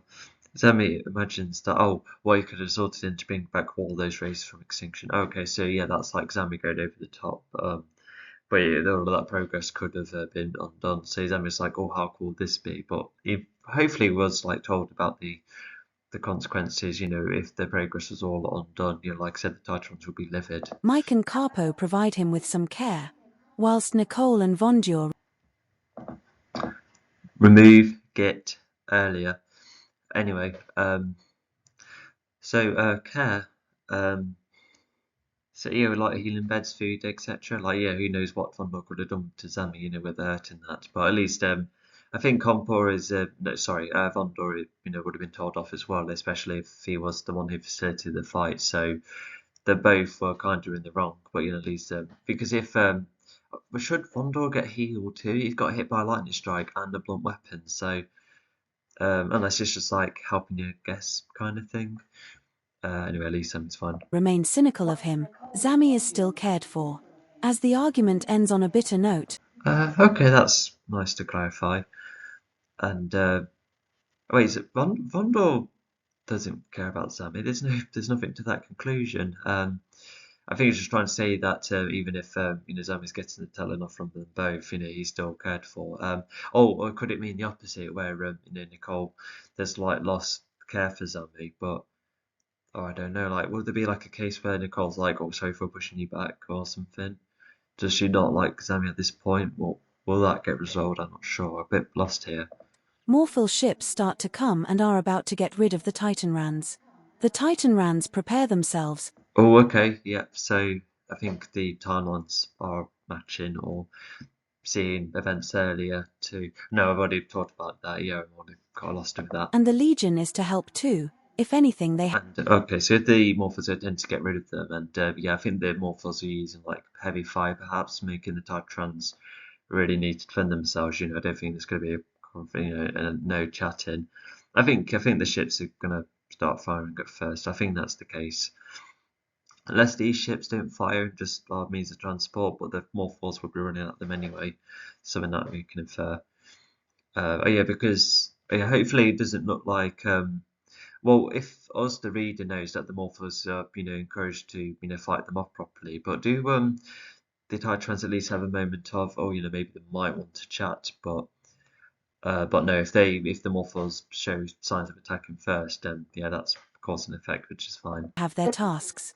Carpo gets the Titan Rans to unleash a collection. Oh yeah, they all have more specific roles, which is rather good. Yeah, we'll see what the strategy is like. I don't know which fight I like the best. I like the climatic ones, but there seem to be a lot of really good ones in between. Of vegetation to keep the Morphals in one spot, and the Legion is to fight whoever breaches beyond the battleground, guarding the cove full of innovations and even the children. Oh yeah, so beyond the battleground, so yeah, I think the Morphals already shown to be no good. Yeah, from the perspective, and yeah, I don't think they've ever been civil with the Morphals. So yeah, it just means, oh yeah, battle, let's go. So yeah, so yeah, vegetation up in that, and yeah, so we'll see how this fight goes. Of the Titan Rans. Carpo is happy with what the Legion is aiming to do. Yeah, I think this is the first time of Titrans with kids. Like, because the only other time kids were mentioned, funny enough, was probably with the Green Apes, because I don't think human kids were mentioned at all. But you can probably infer because of it's planet Earth after all. But yeah, so they're getting protected, and the living Gora and the innovations are getting protected too. Oh, because I think the innovations kind of get paused when like the life gets taken from during the following book. But I think when it comes back, it just gets resumed, doesn't it? Unless they don't make it. But I don't know if they've managed to do some progress with the little life force before, even without the primary source. Then yeah, I think like I say, it's just resuming it quick again. Anyway, at least collection vegetation, keep Morphals in one spot. Yeah, one spot, yeah, which is good. And yeah, so it's just this, it presumably like an open area, yeah, just keeping the fight within here. And yeah, the Legion, as mentioned, there's fighting those who are trying to leave the perimeter. Vondur is too mainly because the Legion is out of the way, but Carpo sees this as help. The Titan Rans and To oh, I see, is because Legion is out the way. Oh, if Vondor is happy. Oh, okay. Yeah, so yeah, he doesn't want the Legion bothering them. So yeah, the Titrans pretty much got everything under control, but yeah, the Legion do help when necessary. And yeah, so despite working together, so yeah, Vondor's just happy they're moving out of the way, and the Titrans can just focus on their, how they want to do their way of things. And yeah, the Legion even to be accepting of the Titrans have to be in the forefront here, and the rest can assist. Morphals are balanced enough, but when the Legion fights them, they do struggle except for Dian due to his powerful weaponry and strength. There are also small instances of the Legion helping the Titan. Yeah, because I would infer that these Morphals are slightly weaker compared to the likes of Podomechjol, but that's probably headcanon. But it's still a Morphal at the end of the day, so I can see why it would be a bit of a struggle. I think Sammy would have a good go, but the other two are humans, so yeah, that's why they do. They're giving them more assisting roles. But yeah, of course, Dion would have a very little problem. Or if anything, if he still has a speed boost, he'll be zooming through them. Titan Rans, which not only gets Vondur to respect the Legion more but is a chance for the Titan Rans to see how good the Legion is. This is also where Zami starts to control his power more and Yeah, because yeah, despite what happened earlier, I think that's just, I guess, like a misunderstanding involving Zami. And his Legion weren't going to be, they're like, oh, you got to join this fight. And they didn't bring, oh my gosh, did the Titrans not consider, oh my gosh, the Morphals are here because of you? Like, there should have been the case where Nicole was like, no, like, we were ghosted, I don't know why these Morphals are here. And then maybe they could then find out about the GPS technology. If one of the Morphals leaked about Pod, they could have said, "Oh yeah, Pod did have the GPS from the Green Apes. I reckon that's why they come here." So there should have been that kind of clarification, especially after the battle, because at this point they could be like, "Oh, if they brought them, if they're here because of you, then fine, but we'll sort out this battle first." I reckon Vondor would be a bit angry about that, but as it is at the moment, I suppose it's okay. I think it was just like a matter of time before the Morphals have a go against the Titrans anyway. Well, the reason the Morphals are absent, I don't really know, but well, there you go. And but yeah, Vondor seems to be fine with the Legion. Yeah, if they're up in the Titrans, yeah, I can see Vondor being like, oh, okay, yeah, the Legion are, seem to be rather good because yeah, it was just Vondor and Carpenter simply being saved by the by the Legion, but to see the others get looked after too by them, yeah, I think that looks like seem to be good. Show off less with it, and Nicole does rely on Mike less too, realizing she has more power than she realizes. Plus, Yeah, so I think this is, I reckon this is like the midpoint kind of battle. Yeah, most likely, because it's like the Earth stuff, and then it goes on a bit of a space adventure starting from here. So yeah, looks like Zemi and Nicole are trying to work on their, um, just work on their own weaknesses here, which is kind of good, and I feel like it does pay off a bit. I'm not like the biggest fan of their arcs because Nicole's is like too minimal of a lark. It's like not like the best idea to explore a character. With Zami, it's had too many ideas in place. Zami sees how wise the Titan Rands use their immense power. Re- Too many realizing, but okay.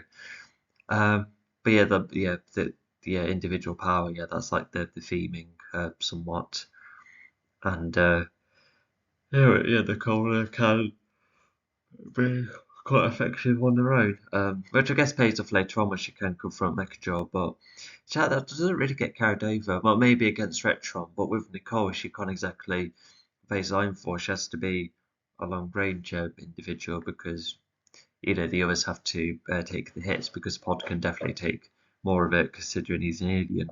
Of chronokinesis, using thick and large vines for platforms, aiding certain fights as well as defense. The Oh yes, Sami's almost getting inspired as well, and you can see how the Titrons are just very sensible with their power, and only when you're sensible with something, that's where you're like, oh cool, yeah, how cool. It's just like when you watch martial artists, you know how professionally they fight and they do it, take advantage. Yeah, it's just really cool. Anyway, how do the Titrons use them vines? I can't wait. Titan Rands also attack the Morphils in various ways, such as hitting the Morphils hard in the face.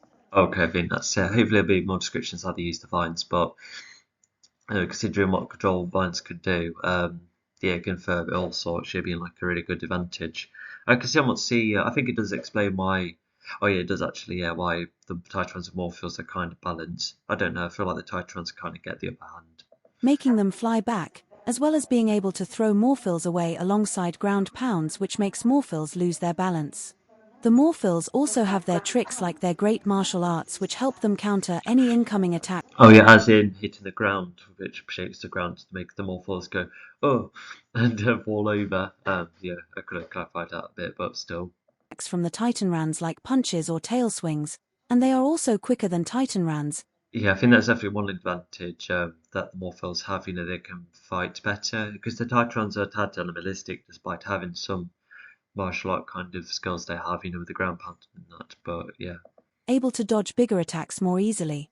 A sonic punches from a Morphil is one thing, which certainly bruises a Titan Ran and makes them go flying, but two Morphils punching a sonic lunch together creates a sound wave that knocks most Titan Rans off their feet.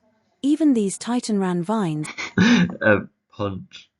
And Morphos punching a sonic. Yeah, that's meant to be punch. Oh yeah, I can see that L and P are together in a wonder. A sonic lunch. So they just generate food in between the battle. Yeah, that's funny. do other methods too, such as swinging Morphils away, pulling both Oh wow, so yeah, they're actually quite balanced. I could probably take that back. Wow. Yeah, I can see how that would create like a sonic wave of some kind. Yeah, wow, what a vicious battle. arms to make a Morphil more static, as well as vines tangling Oh, we're getting some more descriptions of how they use. Yeah, that's good. or squeezing a Morphil. Regarding the Legion, they do many tricks, mainly firing at the Morphils breaching the battle, as some want to find out more about the Titan Rans. Some Morphils think the Titan Rans are hiding something whilst That was kind of repeated, but never mind. Um, others are trying to find the young ones, but the Legion lets none of this happen. As the Legion fights these Morphils, not only do oh, okay. The latter is mean, but with the former, I reckon they're like, oh, they could have something. But what makes them think they have an element? But I suppose if they haven't visited this planet to maybe Designful might have said something. I don't know. That's not explained. The Titan, the Designful has not said anything like, "Oh, the Titans hasn't been seen for a while," and they see if they, I don't know, have an element. So yeah, so yeah, the Warfall's not only trying to get rid of them, but just trying to see what they find as well. So um, So yeah, that's like a couple of objectives that the Morphals do have. They see that these Morphals are different with their grey look, weapons and sonic punches. Oh yeah, so the Legion almost act like the last line of defence, or at least keep everything in place, which yeah, once again is quite nice. But yeah, they're not so much in the forefront here. Like I thought they would be, because don't you remember, like in the don't you remember? That's the wrong way to sing. Sorry, because I haven't even encountered Book 5 yet.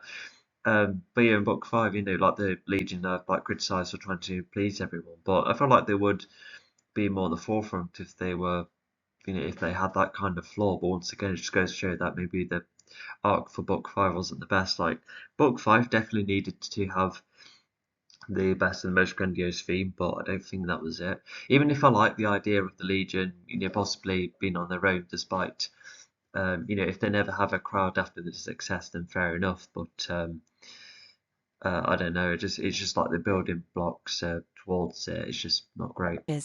But the Legion is also in disbelief that they are somewhat fighting many pods. Speaking of the Morphals' weapon, even they have been useful for hitting the Titan rounds hard to destroy. Um, oh well, pod equivalents, as they would say. So yeah, it's good to explore that kind of mindset. Whether like, it's a bit, I don't know what to make of this. It's like fighting a load of pods. But yeah, I think that the line should be written better. But I think it can be a bit off-putting. But if they're familiar with pod enough, then it should be like easy enough to counter them. And if they don't have other pod's tricks, let alone the vulnerabilities, if it's just the sonic punches to worry about, then fair enough. Oh yeah, the oh yeah, it's talking about how the Morphals' own weapons are, in use, because the Titrans don't really have the weapons other than the vines, but the Morphals do have their own tools. So yeah, what a balance. Destroy any vines, and the hooking features aid their defense. And even pulling hard on a rock whilst hooking gives them a speed boost. Zami, with a more controlled mindset, still fires at waves of Morphals using lightning which bounce. Uh, as in, like, when you're swimming and you like push your arm against something to give yourself speed boost. Is that what that's implying? For a second, I thought it was like hooking a rock to chuck 'em, which I guess still be possible, but I guess it's like hooking it like a limited grappling hook and then throw yourself forwards, almost like swimming in the air, which is kind of cool. But I don't really know what to make of it, because there is like a modern film thing at the moment where they try and do something cool, but it could be seen as quite impractical in the end. But at least that's like a speed boost, and but I don't know, you could just simply run or throw the weapon itself. Who knows? But I think a lot of cases nowadays where modern movies try and do something cool but isn't. It's when moves are done pointlessly beforehand, or if there's already far better ways of doing it, or just do something normally instead of doing something with a spin. It's yeah, I don't think there's none of that in this story. I do like spins though, because they have shown to be actually rather handy, because spinning helps carry momentum, and if you know how to protect your back whilst you're spinning, then yeah, it's not a bad idea. But it's when spinning's done, just for the sake of it. From one foe to the next. He also forms one or two turrets closer to the battle which also aim for the Morphals and fire. Yeah, which is, I think, was kind of shown in the book. Well, it's actually just shown a lot of times in general. But yeah, it's like the what was it called? The Wunderwaffe from Black Hole Zombies. Yeah, I think it'll be that kind of effect. Although I feel like that weapon's a bit more AP than what Zami does. I think Zami's lightning. Well, the Morphers are tough too, so they're not exactly going to. They will just stun them a lot at most. Lightning at them. The likes of Nicole are not only impressed with Zami. Oh yeah, yeah, Zami forms lightning turrets. Yeah, from afar. Yeah, which is like a neat extension. Yeah, he's like firing from other directions or other fire when he's not always able to fire. But yeah, because he summons loads of turrets against Nightfall later on, which is cool. And yeah, it's more of an extension of the capability. And yeah, I think like you should bring like the wheel back, because that could be quite handy. And it could have like knocked over multiple Wolfalls, especially if there's like a crowd thick of them. Because it would have been one thing if like both races were mixed together, but if the Morphers are still heavily grouped up, then yeah, by all means throw the wheel, especially if your lightning can already pass from one Morphal to the next. Although I feel like Zambi would have to think carefully, so he doesn't accidentally hits a um accidentally hits a Titran. Forming a turret, but they are glad that Zami is behaving. When some Morphals Yeah. get too close, Zami and Diane mainly sort them out. Diane can hit more Sammy's not a kid. He's experienced and naive, sure, but I don't know. It just feels like early Sammy again. I tell you what, this would have worked if this was like the second book, for instance. But I don't know. Even the first one, it just feels like first gen Sammy behavior. It's not first gen, but book one Sammy behavior. It's a bit. I don't know. It's just because he's been like mostly sensible across like book two and three, so for him to get all immature again is a bit odd. And I know that Zami has been kind of sidelined a couple of times, but come on. fills away into the crowd of them, and Zami can stun them as he hits them. When Diane is fighting up Oh yeah, they can fight them up close. Yeah, absolutely. close, he is firing lasers along with Nicole and Mike. It's like looking a load of them like bowling pins. Yeah, that would be a cool visual. Yeah, hopefully I can make my animations as satisfying as that Cheeto like with more force fitting into morphos. Yeah, that'd be cool. Mike has his drone too, which fires at the Morphil crowd, like a sentry. If you want, I tell you, I got in, I had a, I wanted to admit a inspiration because you know um in the Lego Batman games, you know when Batman can, you know when he has the electricity suit and he like zaps the foes as he hits them. Yeah, just yeah, that's like the kind of angle I'm going for. But of course, made sure it stands out because Batman, requires the electricity to do so. Not to mention he's human and he wears the suit. But with Zami, he's already lightning, and the lightning's pretty much infinite. There could have been, Zami could have probably done with a weakness to make him less OP, but even then. And but also, yeah, Zami, she's using the blunt weapons to carry that over, because Batman still uses his bare fist to zap anyone he hits, but with Zami, it just requires a tool first. So, yeah, that goes to show you can be inspired by other things, but if you put your own spin on it, that's what will help it out. Gun. It can fire on its own and does it well. As the Morphils struggle to reach for the Speaking of inspirations, I'll tell you what's a really bad inspiration. Well, an inspiration that went wrong almost, or pretty much. Um, you might have seen the video pop up every now and again about Mark Hamill admitting how he feels about The Last Jedi, because there was like the part one, which is almost like the famous montage, but when you watch part two, like sure, it kind of carries it over and it's way after The Last Jedi, which makes things different, but there's also like other bits in between, such as like Ryan Johnson like admitting um, like the mindset he has, and there was also like leaks about Ryan running on his first script, and there was others admitting that yeah, it was like a first draft script that was handed, and um, what else was there? Oh yeah, even a reviewer admitting that he had to give a positive review regardless. And but one of the things that really interested me the most is that I forgot what the film was called, but it has Kurt Russell wearing the eye patch. It's that film, quite old. But there's this scene comparison that's so similar, because for instance on the Battle of Crate, if you because when you describe it, Luke coming about, it comes about, all the lasers go through him. There's the commander being like fire or stop firing, and then you later have the bad guy try and interact with the the hero up close and to find out the weapons phasing through him. And if that, um, so yeah, both have those moments, except that the Last Jedi has, I don't know, I just feel like the moments are extremely like similar. It's like I don't know, like if it's a I don't know, it's far too similar to be a coincidence. I'll find it for you. Or like state the title at least. What's it called? More Cases of Mark Hamill and the Last Jedi. Oh yeah. So by Red Boy, the other 70 times Mark Hamill subtly tried to warn us about the Last Jedi slash Disney. Yeah, it's released 6 years ago, currently on 190, no, 129k views, and I'm recording this on the 25th of June 2025, so the numbers will change, but it's good that the video is still about, but honestly, uh, yeah, it's just that's like one of the worst cases of, oh, I like those inspirations. I'm going to carry them over, but not make those ideas alone. And granted, there is a difference between technology-based holograms and whatever Luke did, to make the goes force projection.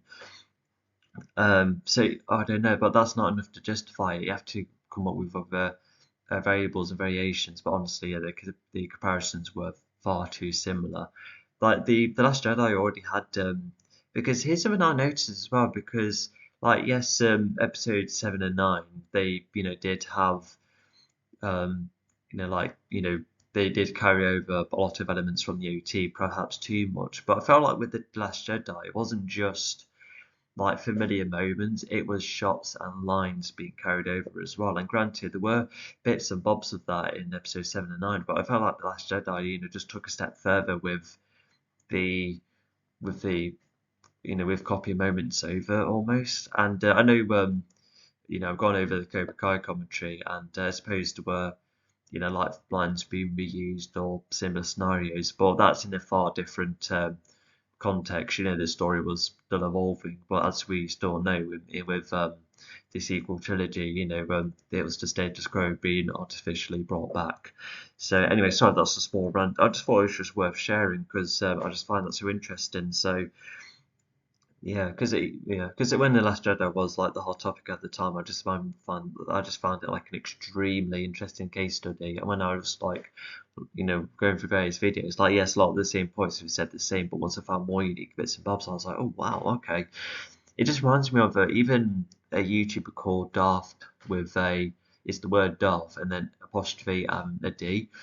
He covered a video on how people it was more about the response to episode 8, and oh my gosh, there was like even more additional points, and it did like use like theories to because Disney was trying to promote one thing, but there were like loads of cases in the film that counters the ideas that some of it was going for, and there was other articles as well being stated by both professionals and what the public were writing about as well. Like, gosh, that was so interesting. I like chills in my spine watching that video from time to time. It was that interesting. So I tell you what, if you want that video recommended too, I'm just gonna find that for you. So I'm going on just a couple of rants. I am sorry. Um, let's try this. So I've already stated the name of the YouTuber. Um, uh, let's try this. No, that's not it.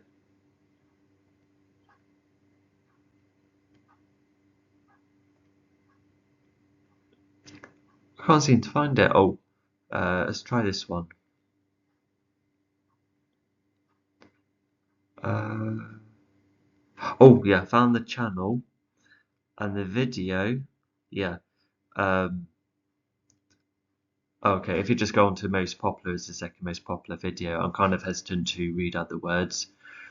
Because yeah, it's kind of because it has like a bit of a political title. But if if if if that would just like catch your interest, then yeah, like I said, yeah, I think do you watch it? I think it would definitely change even more of your perspective of the film. Just far more insight about it.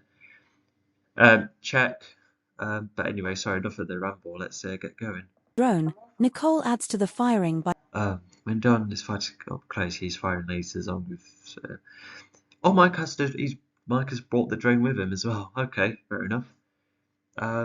Okay. So you can see how the Legion are helping out as well, with using long-range attacks too. firing a grenade launcher or a concussion now and again when certain Titan rounds are getting too close to danger. From the success of the fight, with no Titan round deaths, the Morphils leave. And the loss of numbers is too great. Oh, be careful of I don't know, but just use like normal lasers if Morphos getting too close to the Titrons. I'm just hoping Nicole's using more explosive attacks when Titrons are about, when they're far away at least. Unless it's like, I don't know, like a charging Morphil nearly aiming for someone. I think that's where Nicole will find it handy then, but still. And Yeah. Anyway, so yeah, it's just seeing the attacks on full display. And so back on their Morphil crafts, Orca flyers, but at least Mechajaw always spawns more Morphils thanks to machinery. Oh wow, the Titan's done really well then. Despite getting hit and the sonic punches, although if it at least bruises them, then fair enough. And putting two punches together, just creates a wave. So yeah, um, but yeah, like Morphals have lost a bit. Oh yeah, does Mechadraw try and quickly duplicate more? Is that what happened at one point? I'm not sure. And unfortunately, this story, there's no like.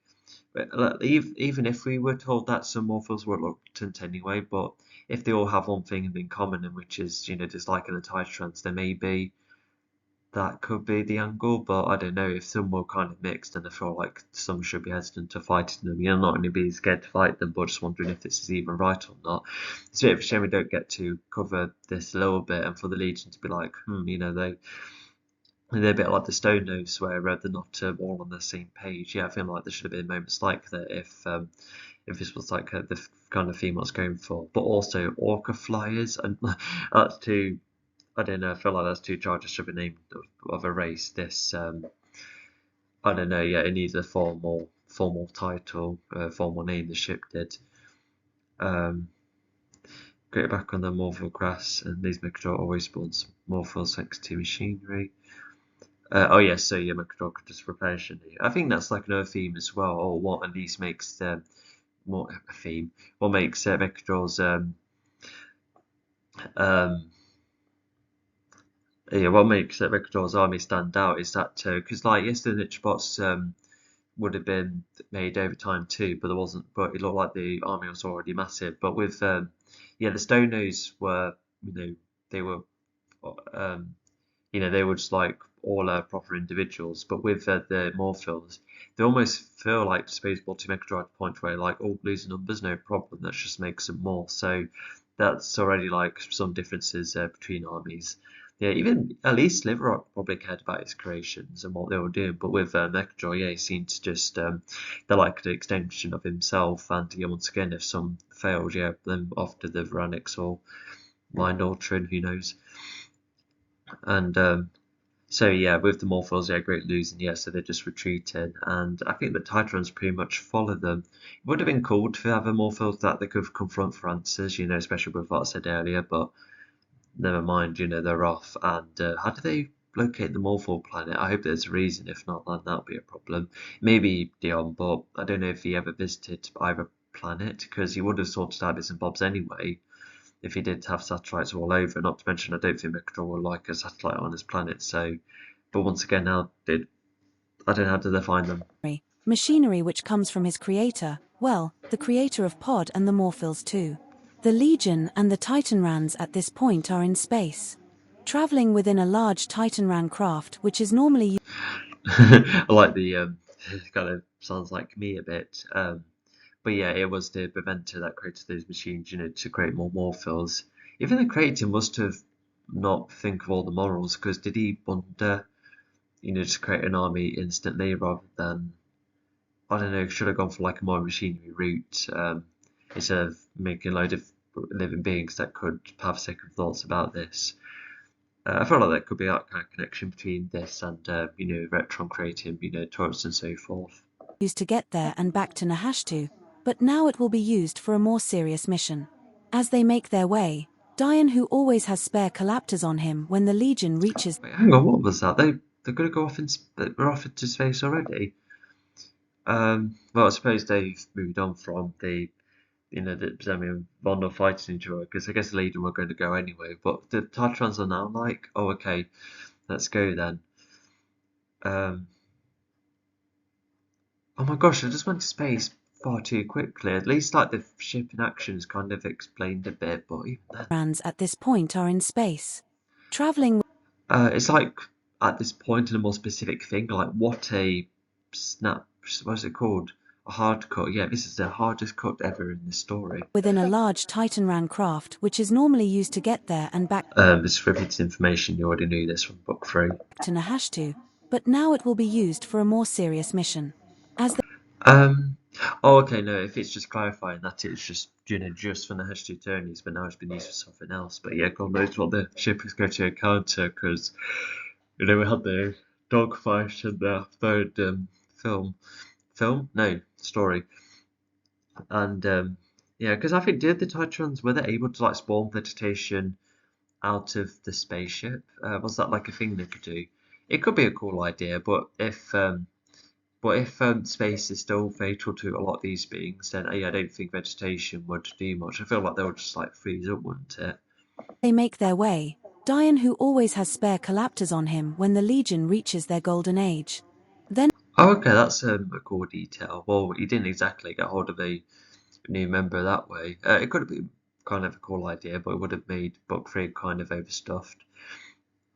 But he had like spare ones all this time. Does he have like an empty chamber within himself or something? provides the Titanrans with these collaptors, which are ghosted too from Retron. Well, Oh yeah, that's good to know. And well, not only to allow Titrans more contact, but well, that's contact with the Legion because the Legion don't know nothing about the communication spell to which the Titrans most likely use, even if there's no hint of it. Um, but anyway, yeah, they have collaptors, yeah, communicating with the Legion, which is good, and also hidden from Retron, which is good. So yeah, although what about the ship? Is that cloaked as well? The tone was, but not this. Also, just suddenly realised. Does the ultimate tome? I don't know. Does that get shrunk? Did Zami shrink it? Did they leave it on the ship? That means the Titrans have a second ship just lying there. And poor Zami would have to make yet another ultimate tome, like a third one to leave at the planet Earth. Like, oh my gosh. Uh, yeah. But yeah, that tone is just currently left on the Titran planet, I suppose. some of the Titanrans with Carpo and Vondur certainly need them as the leads of the race, and they will help Yeah. Yeah, if they're actors like good battle strategists in the end, still good leaders, of course they're going to come with them. So yeah, it's just like it's a decent number of Titrans to stay behind. I feel like it's not many. I think definitely a good number, but I think it would or should be higher. Um, but hopefully the Titran planet is not kept left completely unprotected. Hopefully they like split it like what they do in the following book, but even then. lead everyone to their next destination via the Titanran cruiser. The ship itself is massive and green with Um, but wait, who's helping who? Collapses of him when the leader reaches golden age. reaches their golden age. Then provides the Titanrans with these collaptors, which are ghosted too from Retron. Well, some of the Titanrans with Carpo and Vondur certainly need them as the leads of the race. Oh, okay. So it's just given that. So the collapses are just given to Carpal and Wanda. Okay. Yeah, because the Legion could have got to know other Titrans and also have collaptors too. Maybe they could have been like generals, or captains even. But no, it just looks like it's just them two as leads, which I guess is fine. But maybe there should be other types of leads which they should communicate with. And not to mention, like I said, if the Titrans might have the communication spell, they can communicate with the other army anyway. Depending on their situation. And the end of the Legion can always chat to a Titrans up close, once again, depending on the situation. And they will help lead everyone to their next destination via the Titanran cruiser. The collaptors help with destinations, like a mini GPS. Is that so? It would be far more inferior than the Green Apes technology, that's for sure. The ship itself is massive and green with massive engines I thought we knew what it looked like and who it was made by, but oh well. to reach light speed, multiple windows to see the journey ahead as well as what is at either side of those inside the craft. Some of the metal has got rusty, but there is some growing vegetation within the ship to help the Titanrans just in case. No vegetation on the outside as they can freeze in space, and it can Okay, so that is so the thing about space is dress. Okay, that's good, but yeah, to the vines within the ship is definitely handy. And but yeah, the ship's rusty, so it must be quite an old ship then too. Probably hasn't been. No, it still get used in the hashtag. But oh my gosh, so Carl Bondor just go back and forward with in a massive ship. But also they're the two leaders. Why is it just them two go? And there should be like more of them, or send like the others who can like ride the ship and still deliver. Yeah, they can still do that. Why just send them? I'm a bit puzzled. also help with various aspects like providing food or fueling the healing beds. As they make Yeah, so this definitely confirms healing beds being somewhat mobile, can be moved from place to place, as long as there's vegetation. So there's like something that's required. And yeah, vegetation provide food as well. Yeah, if their kinesis is that good, then yeah. their way. Zami wonders how he could make the Titanran ship better, make it more powerful or armored, but that is where Mike, Nicole, and Diane somewhat have a go at Zami. Zami should Oh, for goodness sake. It's just getting repetitive. It's like yes, even if there's different situations and different responses, but I don't know. I don't know. It just makes Sammy sound a bit annoying. Um, I don't know. I just felt like he learned something in the battle, and I was just like, maybe it's like a friendly comment by being like, "Oh, how do you make this better?" And for the others to be like, "Shut up, Sammy." Oh gosh, yeah, like I said, it's just kind of annoying. show off. Power is a tool for various situations, not a collection of toys. But afterwards, they do apologize to Zami. They understand Okay, that was rather quick. So they are, but I don't know, just into him again. Like I know the Legion are at a downward spiral at the minute, but come on, just no need to keep going at Zami like this. Yeah, I don't know. It's just it doesn't feel very natural. I feel like they would have more respect for one another.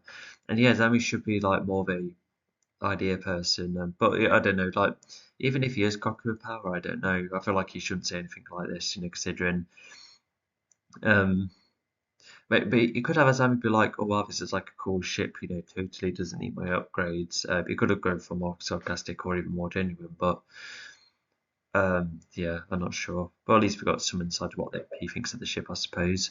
But I don't know, it's like dissing by both the Titrans and the Conics, so yeah. that Zami can get ahead of himself sometimes, but helping against the Morphils does show. Uh, is that what other examples have you had to this in book 2 and 3? I don't know. Just once again, it's just like another example of possible regression. Oh, he did. Oh, I don't know. He was in book 2. Yeah, he was. Trying to make his gadgets more powerful. And when he had more powerful lightning, he was shown off then. So, oh, but I don't know. I just felt like in book 3 he was quite reserved. So, yeah, I felt like he would have been, a bit more, over the top in book 3. But just like cross on the line in book 4, I felt like that is what the regression should be. Anyway, so yeah, please apologise, and Zambi probably admits this, and they understand that he's like this as well. And yeah, they at least acknowledge that Zambi, was helpful during the battle, not too over the top. Otherwise. Even Zami apologizes not only for attempting to speed up the Livinga process but for stating that he shouldn't comment about making things better. He can do it on his own. Um, um, that sounds like too abstract of a line. Um, because like all sorts of things need getting better. Granted, not a lot of things do. Some things are fine as they are, but I don't know. It's like saying, "Oh, Zami, you specifically don't say anything about improvement." It's just, I don't know. It just sounds a bit cynical. But if they apologise to another, then that's cool. And yeah, attempting to speed up. So he's apologised for that. Yeah, I don't think he'll do anything like that again. Um, I think it should be, Zami shouldn't make everything about him, or shouldn't, not everything requires his technology. Like maybe that could be like part of an arc where, because if he has helped, like apply technology to some things, maybe it could have gone into a mindset where he's like, oh yeah, only my manipulable technology can solve everything. Maybe it could have been quite competitive with Retron by saying, oh, if you don't want the Legion, fine, but I can make a whole heap of defenses, and Retron's like, no. So yeah, I think that's what could have made some of this areas better. But like I said, I think Zami's almost struggling too much. But if some other thing is slightly inferior, then it's not his concern. After reaching similar wave, Um, I feel like that's been kind of covered earlier too. Yeah. Even I guess that does have a small payoff where when the Titran ship gets a bit like broken later on, because Sammy simply fixes it, not make a better by his technology. So I think it's like set up for that. But even then, wavelengths, Mike talks about how Retron used to be level-headed until pride made him lose his way.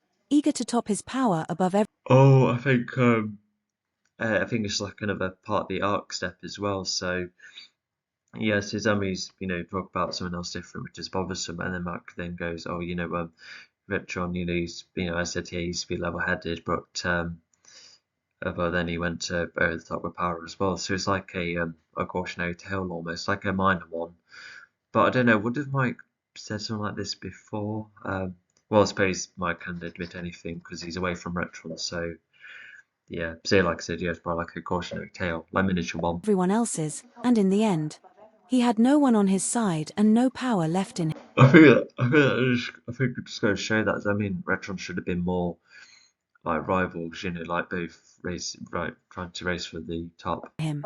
Zami is given a massive shock by reality, making him consider the use of his powers even more. I don't think that big of a shock. Well, yeah, like it would be. I can see how it would be a surprise for um for to be like, wait, hang on, Retron used to be a nice guy. I can imagine that, but I don't know. It just feels like the writing's a bit over the top. Um, so yeah, and also as part of this miniature cautionary tale,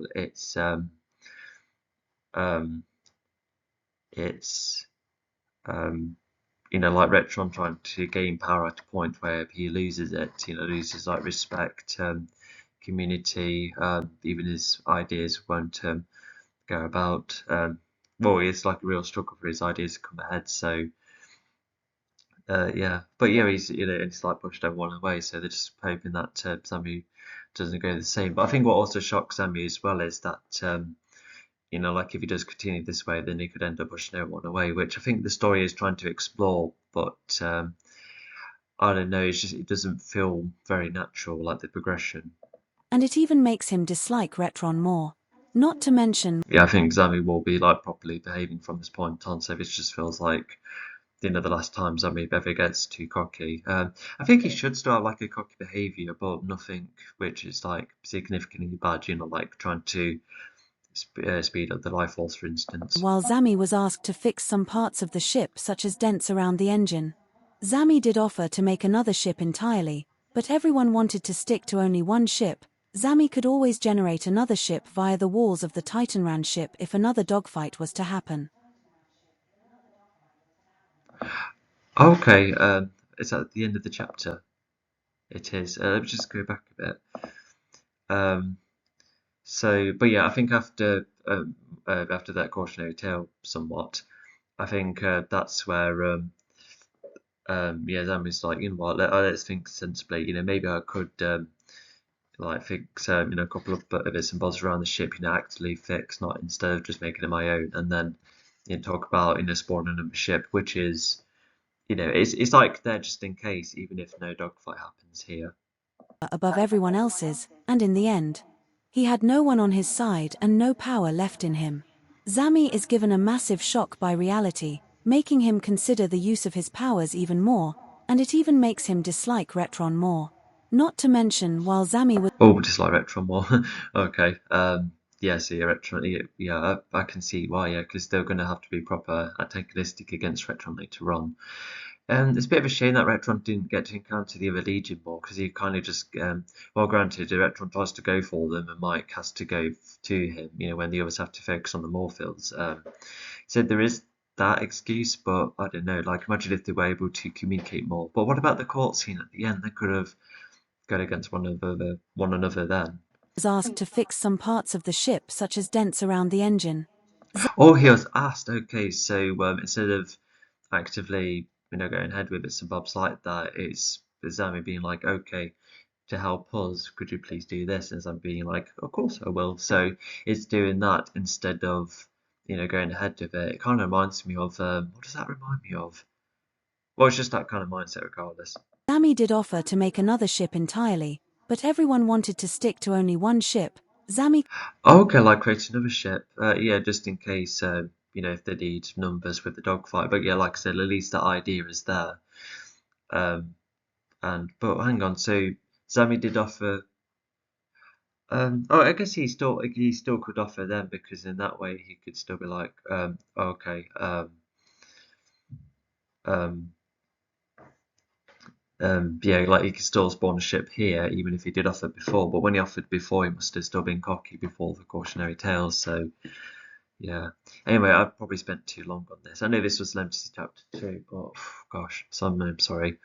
Um, yeah, we'll get going. Okay, it's pretty much Pod versus Mechadraw. Let's see how this goes. Oh, you can see the morphle template on the thing. That's good. And there's some on rocket platforms and the other on water. Yeah, unfortunately this arena's not too exciting, but never mind. Although it looks like there's Mechadraw backing up when Pod's like firing guys that way. Is that what's happening? Tilda Chapter 56, Mechajaw Strikes Back. The Morphils from the Titanran battle have returned, and as Mechajaw makes his way back, Okay, so apparently, it's like things are pausing. Like they should be allowed to happen simultaneously, but now it's just like go back to the Morphals. That's now resuming, and the Morphals have come back.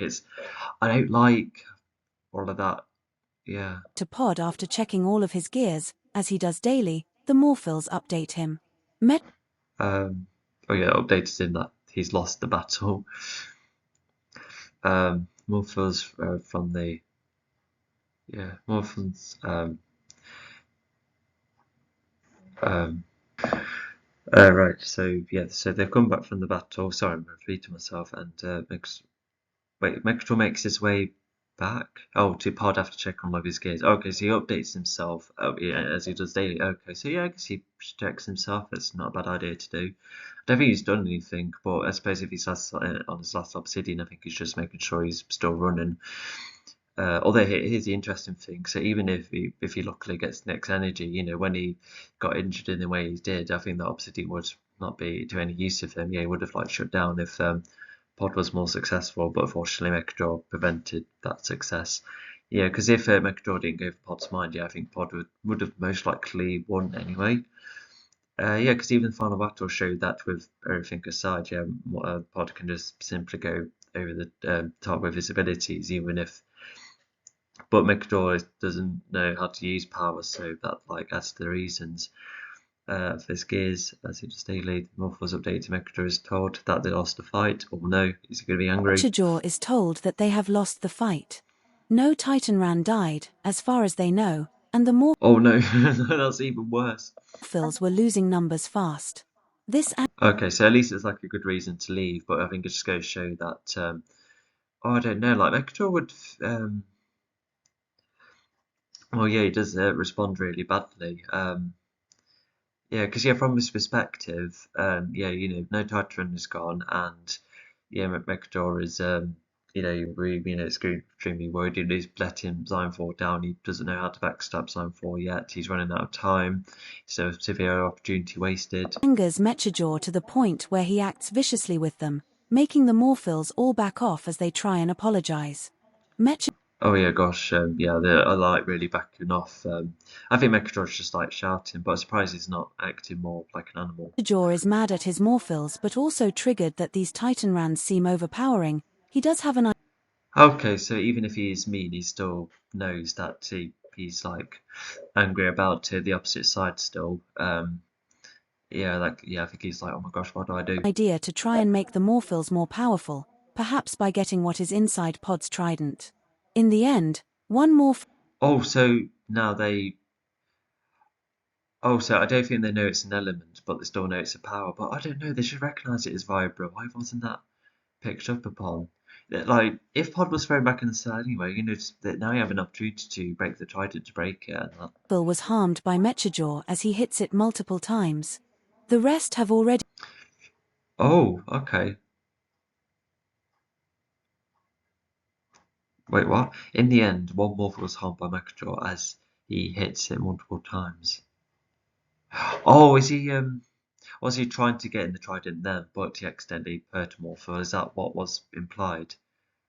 Okay, if they are trying to get inside the trident, although it looks like he must have done well to like cause some cracks, but did Pod not notice those cracks? Maybe not if he was greatly distracted, but also, um, but yeah, I think if Mechadron's able to break the trident later on, well, if his armor accepts me out snip track, I can see how it will break it in the end. left alongside the harmed one. Mechajaw then decides to have a go fight against Oh, okay. But is the Trident in their room or not? And was Morpho just simply hurt because um of um of Mechador being angry? Is that what that was? So they didn't do anything with the Trident. Okay. Pod as soon as Mechajaw returns to the cells. Have a go fight. Oh no, have a go to fight against Pod. Yeah, sorry, that's literally being wrong again. Rest already have left.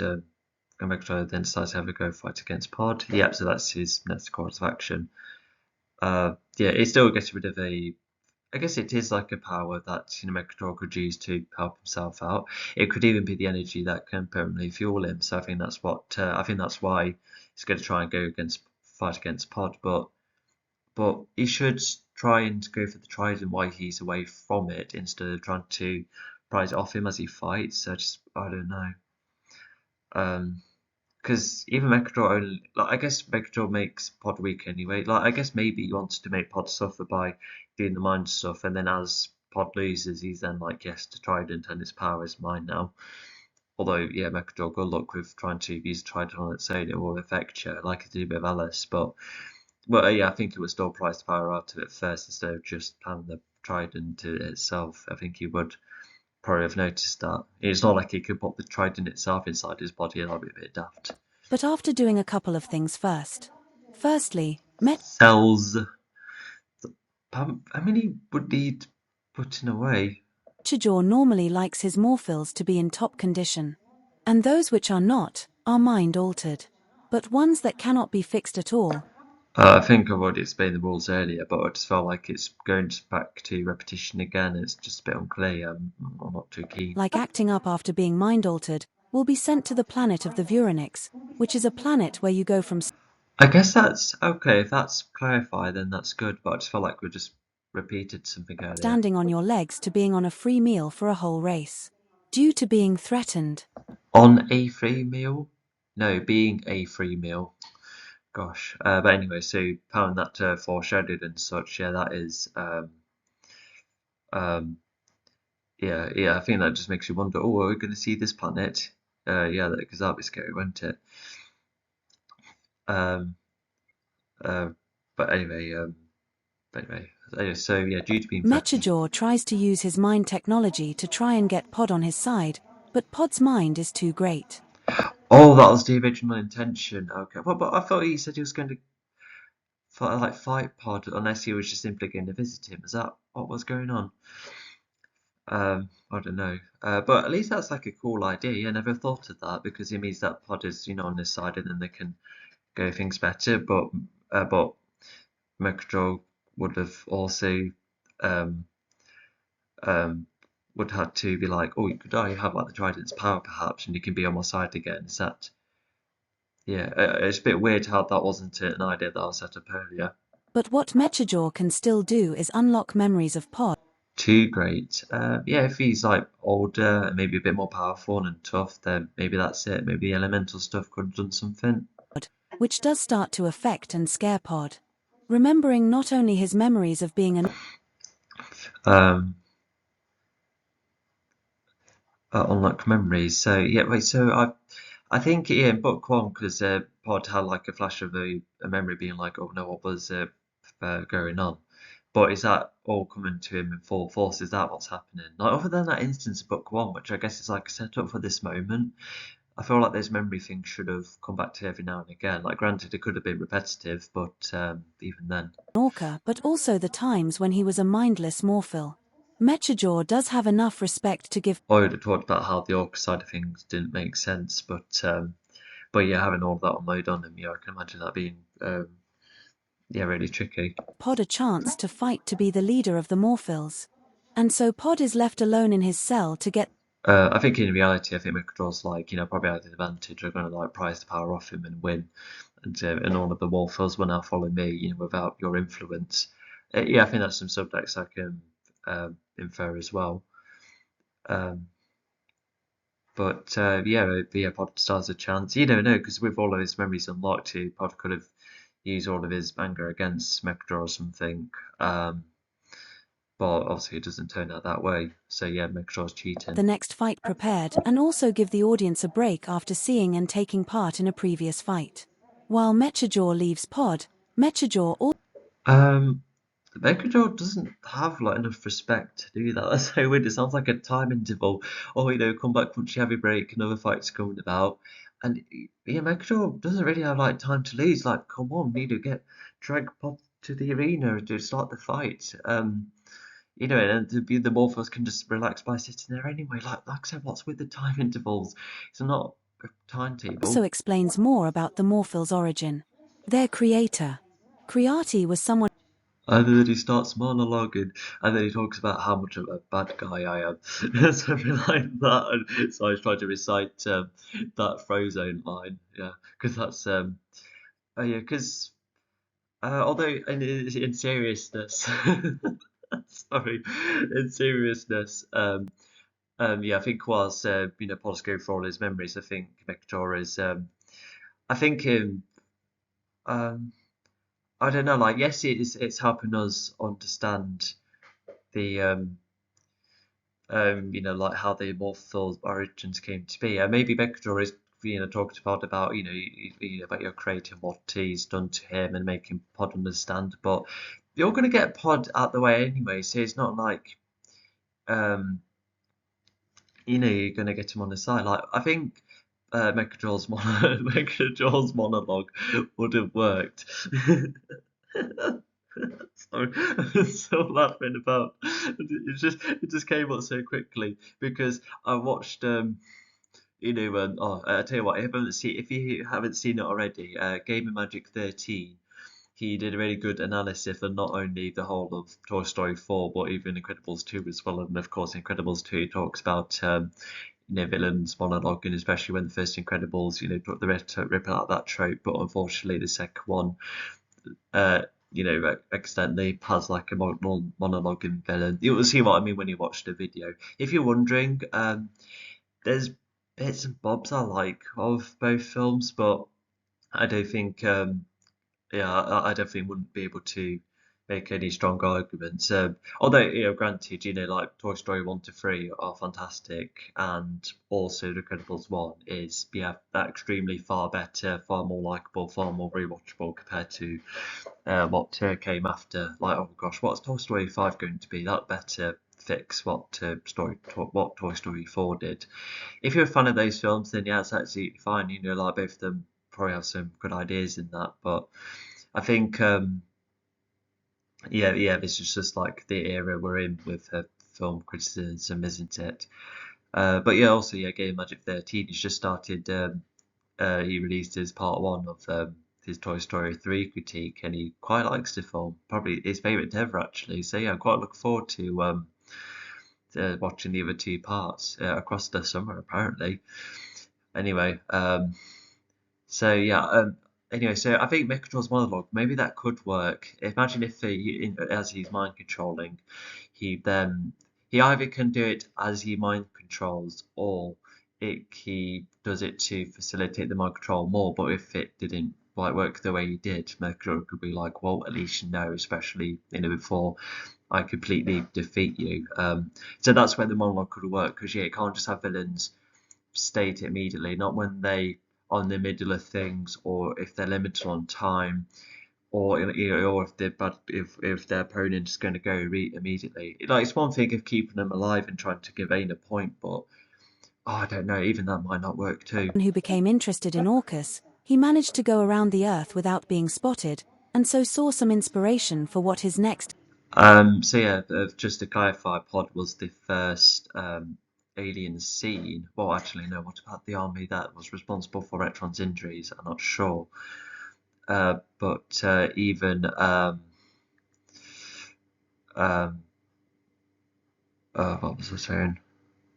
Oh gosh, I'm so sorry. I feel like my head's a bit of a sieve at the moment. Oh yeah, so yeah, I think Kratos. Yeah, I think he must be one of the first aliens to come about Earth, but like I said, just not be spotted. So it's not too contradictory. Yeah, I've already talked about what the whole orc side of thing doesn't make sense, and so yeah, a lot of this story is mostly nonsense, unfortunately. But I guess you at least get an idea of how the all started to come about. But even then. that galaxy-protecting race could be. Pod was the first alien to be noted and noticed by Earth. Yeah, it's cool to get inspiration from the orcas, yeah, because they're extremely clever creatures, but maybe he should have been inspired in the way to, like generate his own orcas race, not actually get the orcas from Earth, like, because that's cruel. Yeah, that just makes Crotai seem, I don't know, like a really mixed bag. Yeah, because he was Zimion, at least, he was generating entirely of a race, and, Orpheum was just, again, influenced by Xylophone, and Zimion knew, how to go by, but how to go by, no, sorry, that makes sense, like, Zimion, knew where, his heart was in the right place, even if he didn't have one. But yeah, then he made Dion, so yeah. And Creati did look around Earth for other inspiration, but Okay, so that's at least clarified. But not to mention, I've already talked about how creating of a galaxy protecting race backfired. Yeah, we already know that's a bit. There's already too many galaxy protecting races. Like, once again in the reboot, I've already just had the Nature Bots, big grand army. The Narvas, Xyphor could probably still be the only one. They could still come back and be like, similar to the sequel. I still like that idea. Plus, like, the Narvas's origins, parts of them, and even yeah, no stone nose, no artificial ones either. Slivrock still be there, but probably not the inventions. The Titrans are still like being yeah, they could still be protective, or defensive rather, maybe, and probably still be an army still. Yeah, Gratuities are going, so that's clarified too. So yeah, but also the Sotras, I think, will be less of a fighting race too. So I think that's how, because, like, yes, they're like nearly every alien race will be like a fighting combating one, but um, yeah, it just feels all too similar here. Orcus won it for him. But also, it's just nice to clarify that Pod was the first one to actually be seen or interacted. He was allied with Zemion too, who did have his galaxy protecting. Oh gosh, like, what are the other inspirations? And not to mention, um,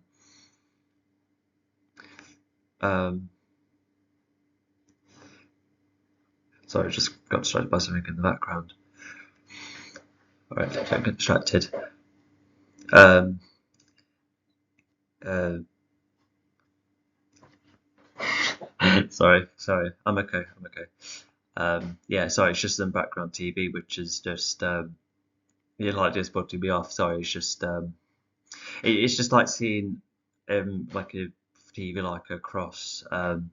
Yeah, but I can't really go for another angle because where my charger is at. So yeah, sorry about that.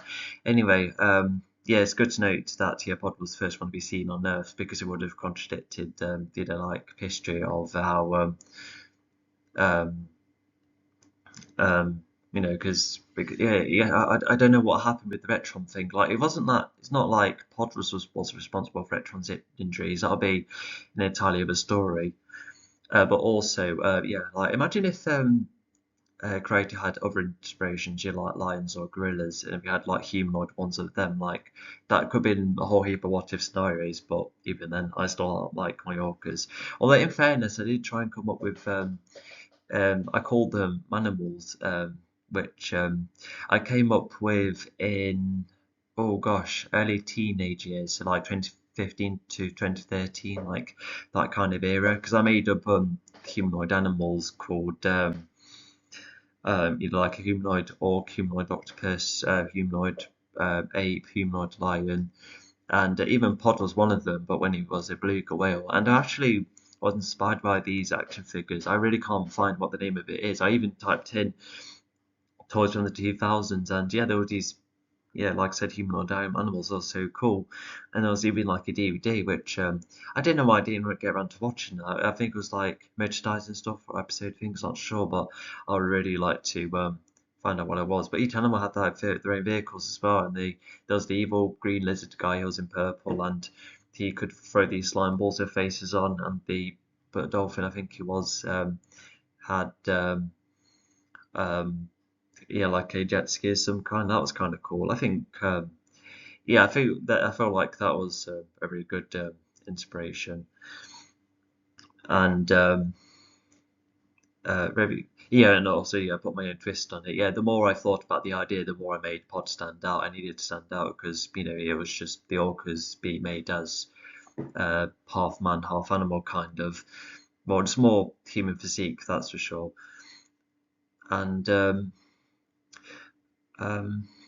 but yeah, I did try and yeah, so I came up with those, and I feel like Mechadraw was going to rule the lot, but I think just in case I wanted to make things simpler, it was to make them all orcas, just to simplify it, and yeah, because I remember being crazy enough to think, oh, I could make this into an animation, but to make it fairer than others, just have the armies be very similar, just to help saves time with the design and the animating. But obviously, we don't live in that timeline. We're in a timeline where I'm hoping my short animations, do please an audience some way. Um, yeah, even if it doesn't go for TV. But you never know. If it went for TV, I might have lost the rights. It might have gone in a certain direction. It might have, because imagine if it was going off from this, which, as you already know, is extremely flawed at times, which is a real shame. Um, But anyway, yeah, there's just more fun facts. So yeah. Race until Orpheon took it from him. Oh, okay. So they were on the same page, and both of them were creating their own galaxy, protecting races. Okay. And the Morphils would have been good if it wasn't for Creates overstepping with experimentation. Protecting race until. Uh, oh, so the Morphils came after once Orpheus took it from them, but then the Morphils went wrong and also joined Cyanfor. Oh God, Zemian's quite unlucky. God, this history is a mess. The Morphils ended up with Mechajaw, therefore Xyanthor. Um, yeah, I feel like we've I guess a bit like Zami, I suppose, but I don't know, that connection wasn't really made. So, um, um, hmm,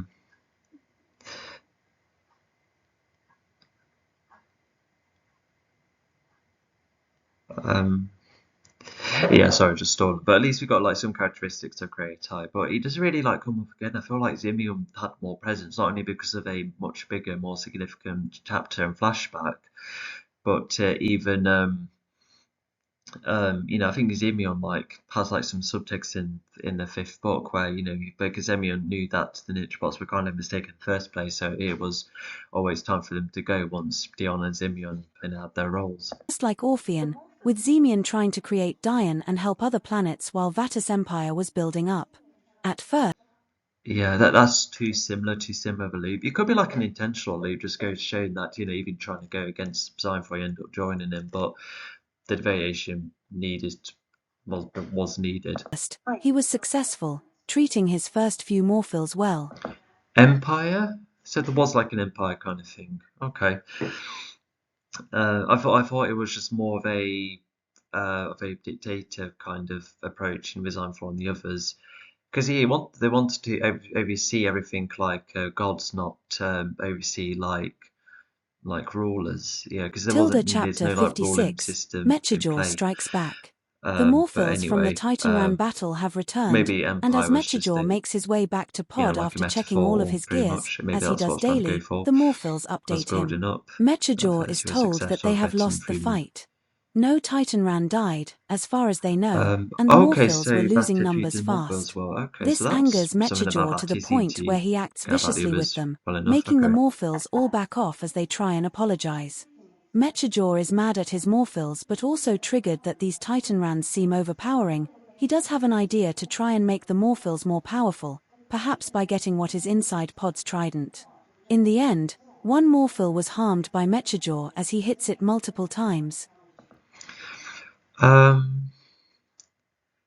Oh, so it's Creatai who was nice with the Morphils, and then yeah, then they made Pod and then made Mechajaw. So I can see that timeline. But also, yeah, the Morphils already had the problem of the memories. Well, maybe you shouldn't have poached orcas from the water. I don't know. It's just like I said, it's just messed up. Doesn't make sense. Yeah, I can't believe it. The rest have already left alongside the harmed one. Metrodor then decides Yeah, actually, I guess it's a normal reaction if you're just growing up and then that's it. That's definitely normal. It would have been nice to expand on that though, make it. Although Megatron is not always like the coercive type. Well, maybe he is, like especially with the way he's treating everyone around him. Um, oh, well, actually, no. But if he also wants to universe in his own way compared to his iron flaws, then I think that's even more evident. to have a go fight against Pod as soon as Metrodor returns to the cells, but Um, Maybe that's what Pod probably said, but I think it's just like the book saying, "Oh, don't forget, kids, this is wrong." Of Megador to do. So it's just like an event. Um, yeah. Um, yeah, just like a cautionary tale after Megador's flaws are admitted. It's just something about that which I'm not too keen on. after doing a couple of things first. Firstly, Metrodor normally likes his Morphils to be in top condition, Um, and those which are not, are mind altered. But wait, hang on, what was the early parts again? I just mentioned Megador became more goal oriented. Yeah, that's true. And so if I had him and other Morphils, purpose to conquer. Um, is conquer the right word? That I'm not sure. But basically, Xyphor was just using them when Mechador's like, wait, hang on, no, we're not here to be used. But Mechador's also using them as well, so is Mechador a hypocrite? not to mention Metrodor became more goal-oriented as Xyanthor had him and other Morphils' purpose to concur. But as we know, both Xyanthor and Metrodor end up having different ideas for what peace should be. Even some Morphils I feel like Mechador should have learned a lot more about the world around him. I feel like that's kind of missing because he sounds like he's come out of a lab only to um, be like, oh, I now decided what peace is like going to be like. But he's only been, I don't know, like even the creator, like I know that stealing orcas from Earth is a bit messed up, but maybe that could have been like a intentional flaw idea which Victor accidentally like carried over or the wrong influence on Cranitai, or maybe he thought, oh, did the Cranitai, how dare he, to get hold of the orcas. Um, yeah, like something like that. Um, um, Yeah, like something like it's just like Microdor's missing that kind of aspect to him. So yeah. agree with Xyanthor's vision of peace compared to Metrodor's ideas, but no one Oh, some like Xyphor's way of things. Okay, well, I don't think that would be impressing Microdor very much.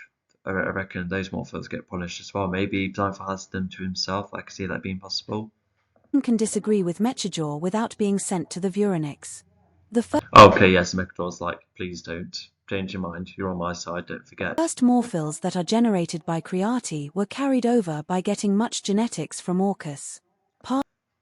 Should be more genetics, but or just like more similar genetics, and maybe over time Morphals became more of their own creatures and less coming from the Orcas. I think that's what it's trying to go for, but still. Parts of an Orca's mind were carried over, which explains the flashes of memories which the early Morphils got. And this Yeah, even as an Orca, I don't think your memories would be that bad, well, except for being nabbed by an alien. But even then, if you're like looking back and you don't know where these memories come from, not to mention most of your memories would be like staring at the void of the sea, which is quite scary. So yeah, although I feel like these Morphals, like even if they are getting flashes of memories which they don't know where they're about, but I feel like they wouldn't be scared of the void of the sea because they're invincible, they're fine. Like it's scary for us humans because we can't breathe, we don't have the most adaptable body going through the water. With it being the sea, you don't know what's going to come at you. All sorts of dangerous creatures and that. even carries over when Creati made a machine to duplicate Morphils, which Metrodor has. Other parts help. Oh yeah, so yeah, he's pretty much nabbed his technology. It just makes you wonder what else Creator did, unless he only did those achievements. Like, what else was he doing? Like, what got him the idea in the first place? I suppose it was just assisting with Zimmy on that helped encourage them. Was Creator like the only one of his race though? But what about the other Creators? Like, what do they think about this? What were they normally doing? Oh god, the Titan Trans are so much better because yeah, there's like so much more to them, what they do normally, aside of the changes in status quos. Helped with the origin, Um, like the kind of skin, muscles, and even teeth the orcas have which the morphils got. And Creati from um, yeah, Corridor made machines to create morphos. Yeah, other parts helped like the origin, like kind of. Yeah, because I think orcas do have like they're quite strong creatures. I think that's what's carrying them over. But I feel like the morphals would be um, yeah, like a bit upgraded in comparison. Um,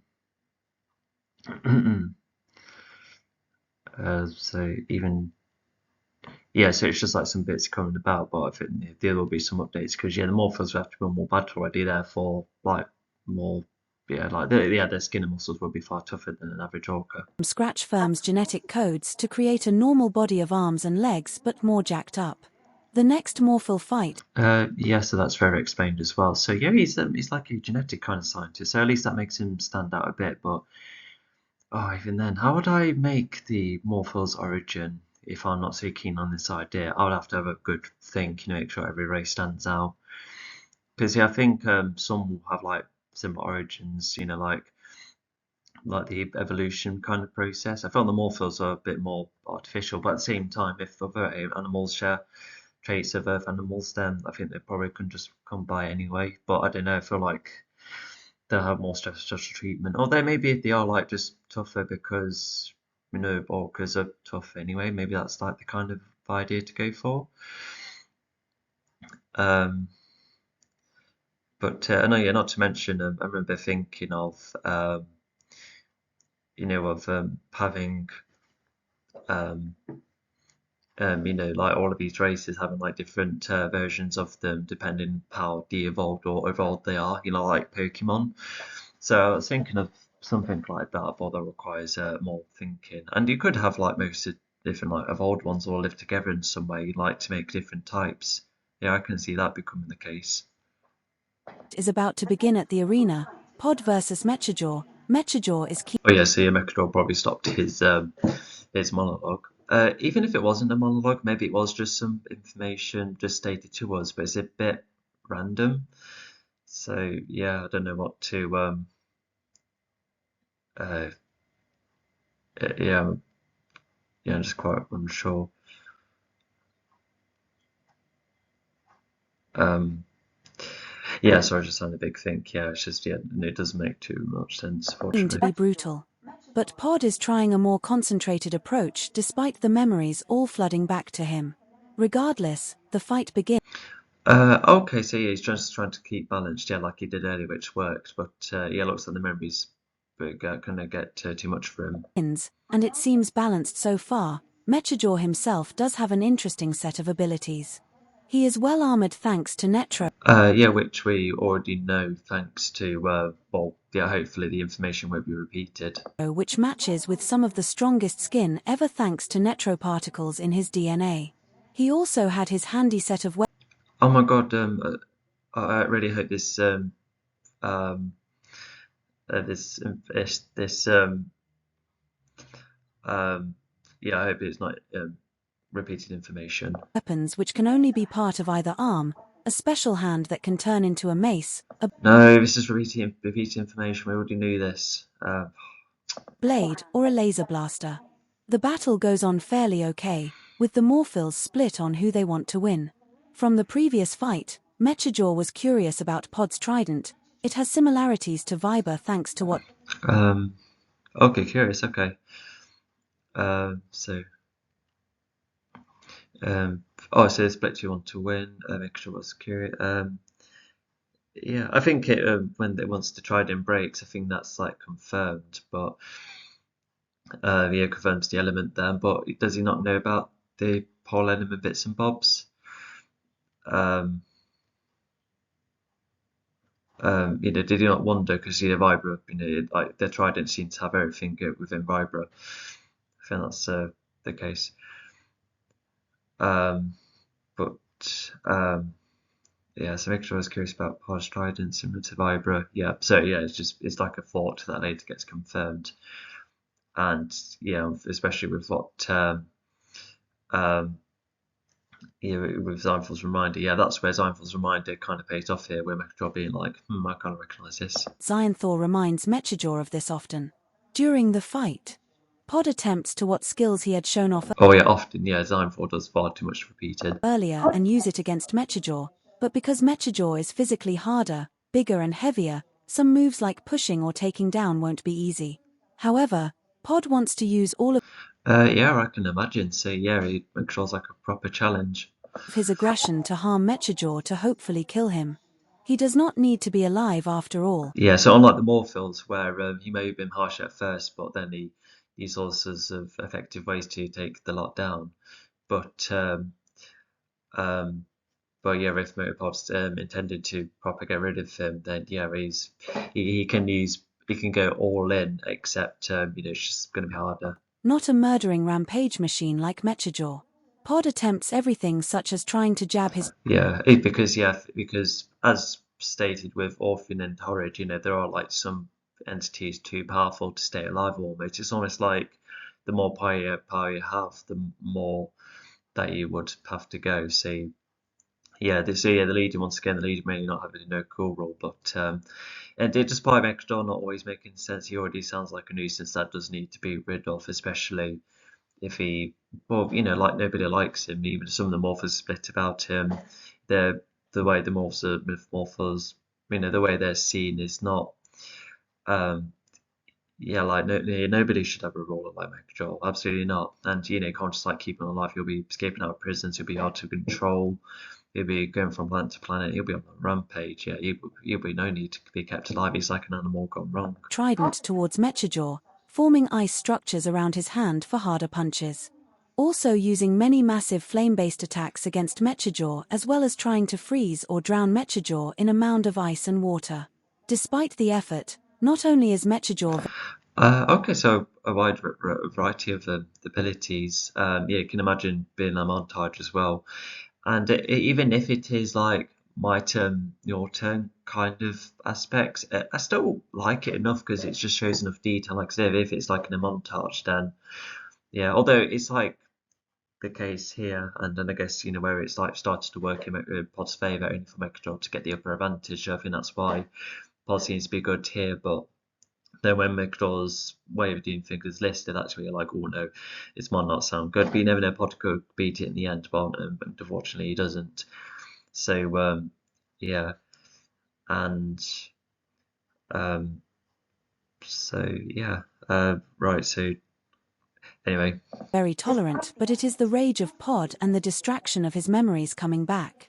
It is diminishing Pod's full potential and oh okay, yeah, I can see the rage coming back. Yeah, absolutely, yeah. concentration, making some of his fighting performances and Viber powers often half-baked. While Mechajaw doesn't have as many fighting moves, he does Oh fight no, yeah, that sounds really bad. like an animal, biting, throwing and constantly whacking any opponent he comes across.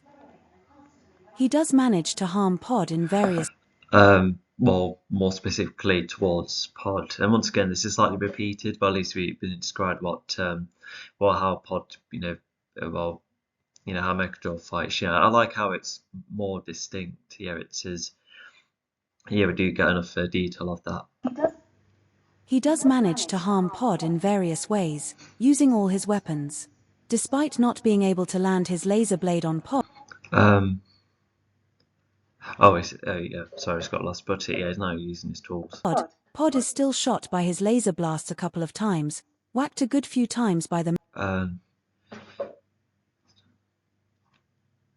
okay. mace and claimed a couple of times by his clamping weapon.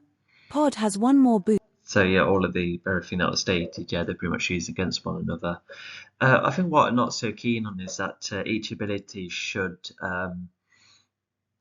be made for a purpose. And I think one reason why I think Zam is like a good example because he has the blunt arm weapons when he needs to fight up close. He has the general zapping because he often keeps foes at a distance. The cubes is to power generate something or regenerate his suit or to add additional power. and the lightning from above also is like a sneaky way of doing things. But in here, you can kind of tell that they're just like, yes, it is exploring all sorts of ways of fighting each other. So I guess it's like the experimentation. But okay, Pod later has just like a look. Oh yeah, even right here, yeah.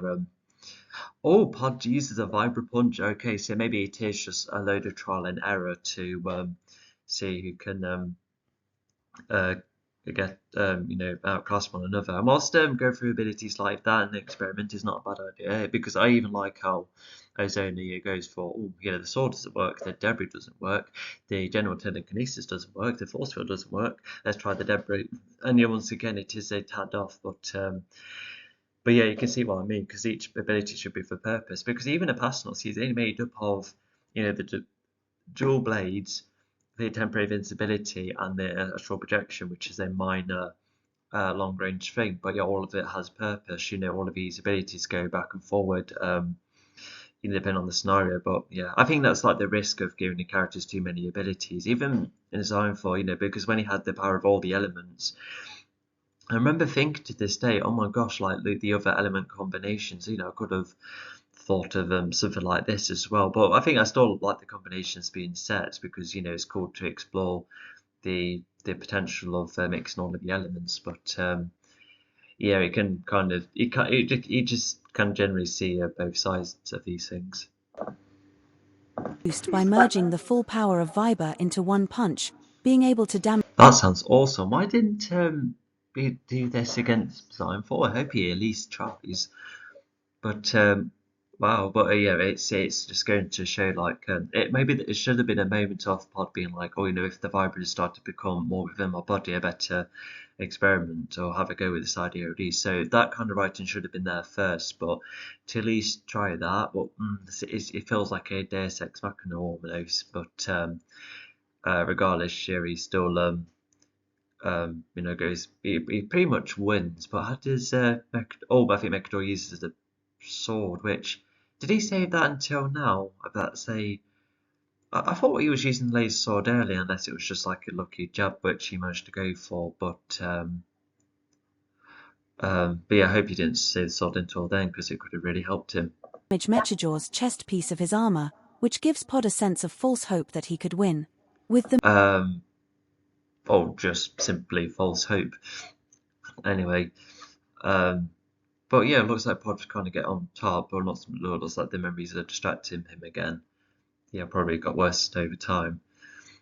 And but yeah, the chess piece you can probably imagine being, how the part of Mechador's function. memories getting to Pod.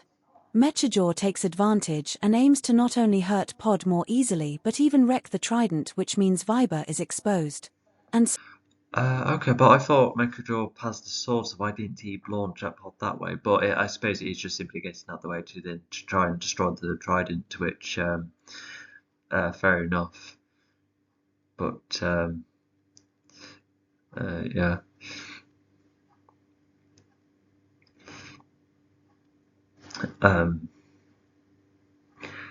So yeah, Mechador sees that Pod's distracted and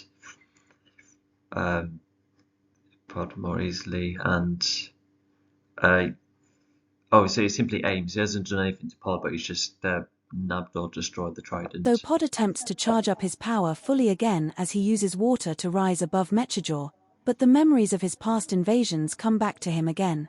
And okay, so despite let's see, like losing the trident, so it looks like Pod's just using the energy within him to get himself an advantage. But yeah, once again, I feel like there should be writing bits of Pod's where Pod's like, okay, let's try going from outer body itself. Like, sure, it's a bit of a risk, but let's at least let's see.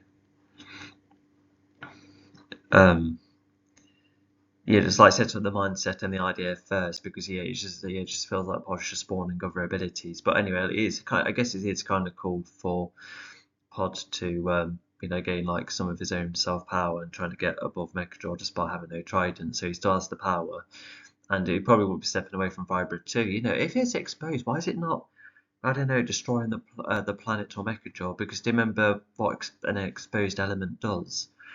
Could have like messed up the water at least, but I don't know. That's what a shame. Um, well, the contradiction. While Pod does put ice over the wounds of the sword jab, he is defeated, struggling to summon Viber, slowly fainting. Oh, was he? Oh, so let's see. Um, yeah, so he was stabbed a couple of times, but he could ice over it to help sustain his injuries.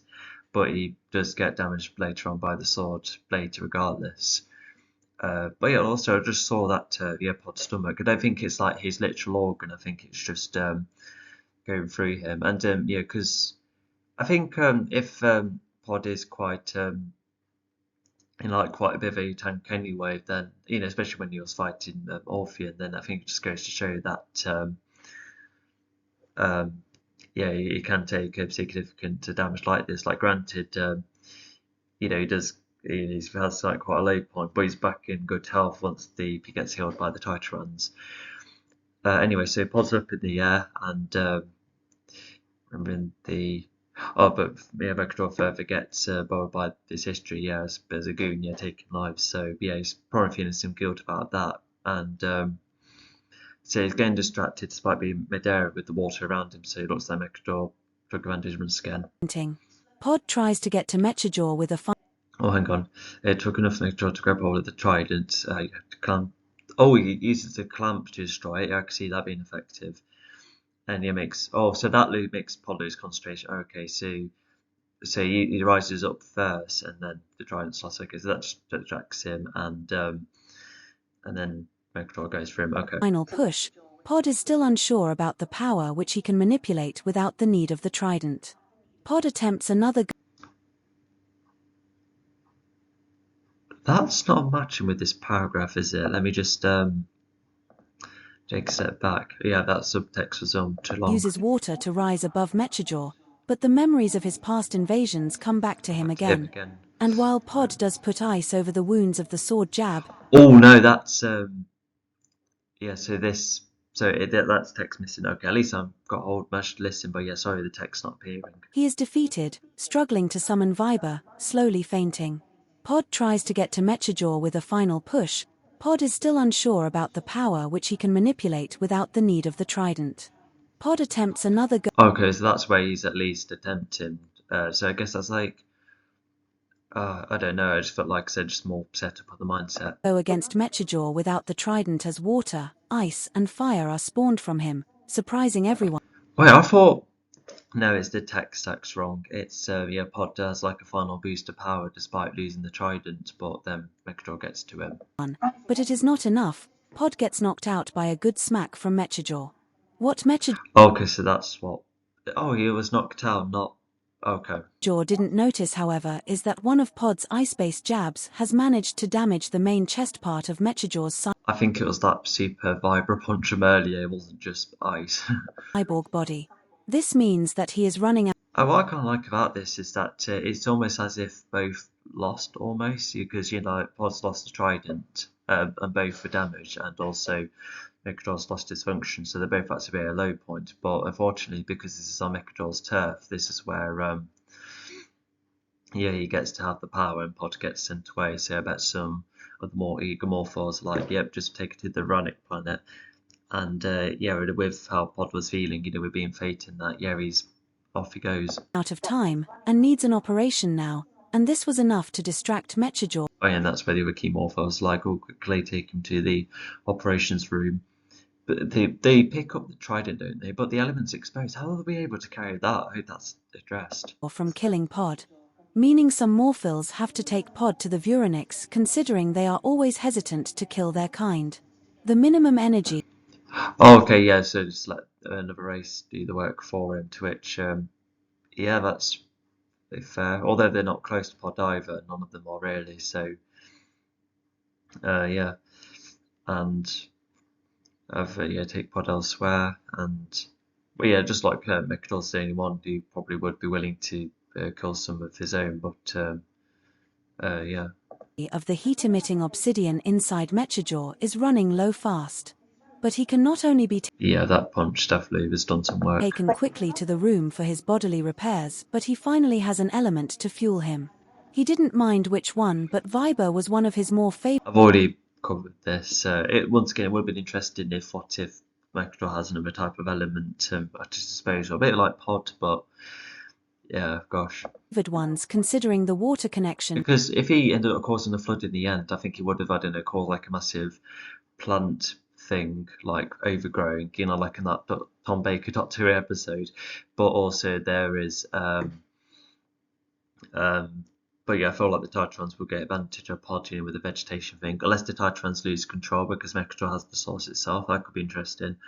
If he had Forza, that would be similar to Ozona with the Storm, but that'll be all over. And if he had her motor, not so much of the queues, but I think the land would be just changing everywhere. Gosh, imagine if he diminished the land so it's all sunk underwater. That'd be like, wow.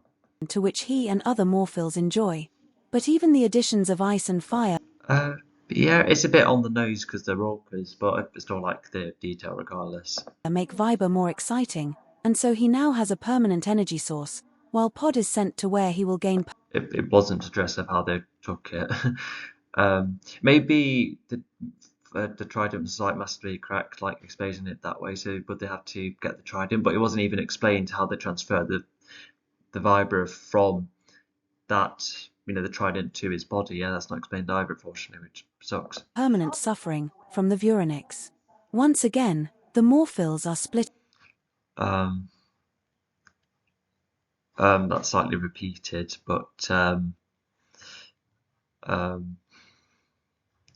mind, yeah, at least we know where Pod's going, after being told twice. Again, the likes of Clam not only see Pod as a worthy fighter. Oh, split again, yeah.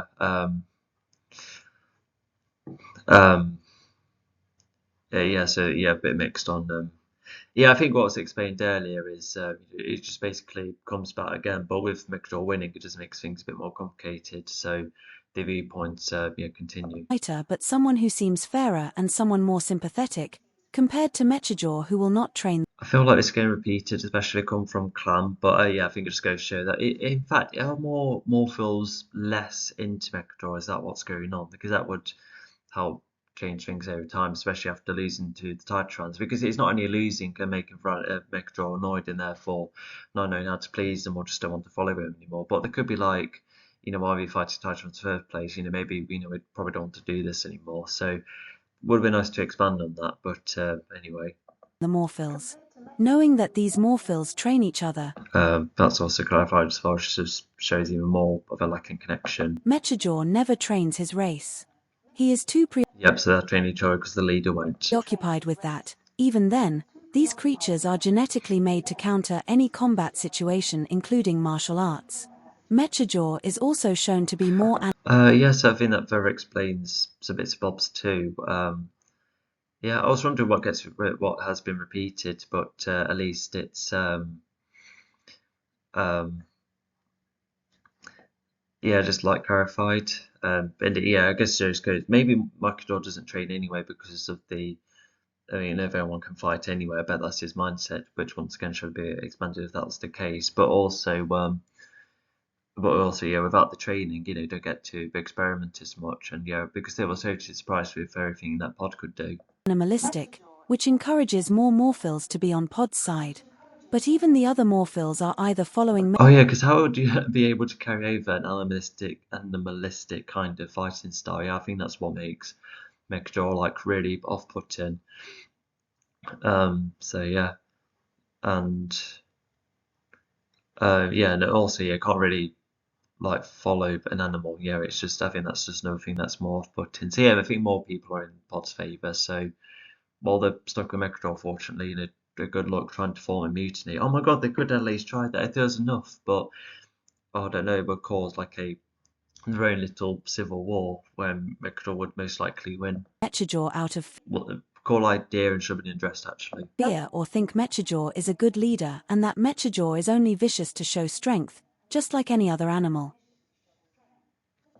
I guess it is expanded from earlier, but I feel like all of this debating should have happened here perhaps, or I don't know, maybe just have the Morphle battle and then the Mechador fight straight after. Because even though they exchange the catching up with between Pod and the Morph and Pod and Mechador could have all happened in one scene then, so everything's just like nice and tidy because all this time we're going from cell to arena, cell to back to arena, and then with a couple of more debating every now and again. So it's not the best idea to go back and forth in that manner, but it's still very messy. Tilda chapter 50.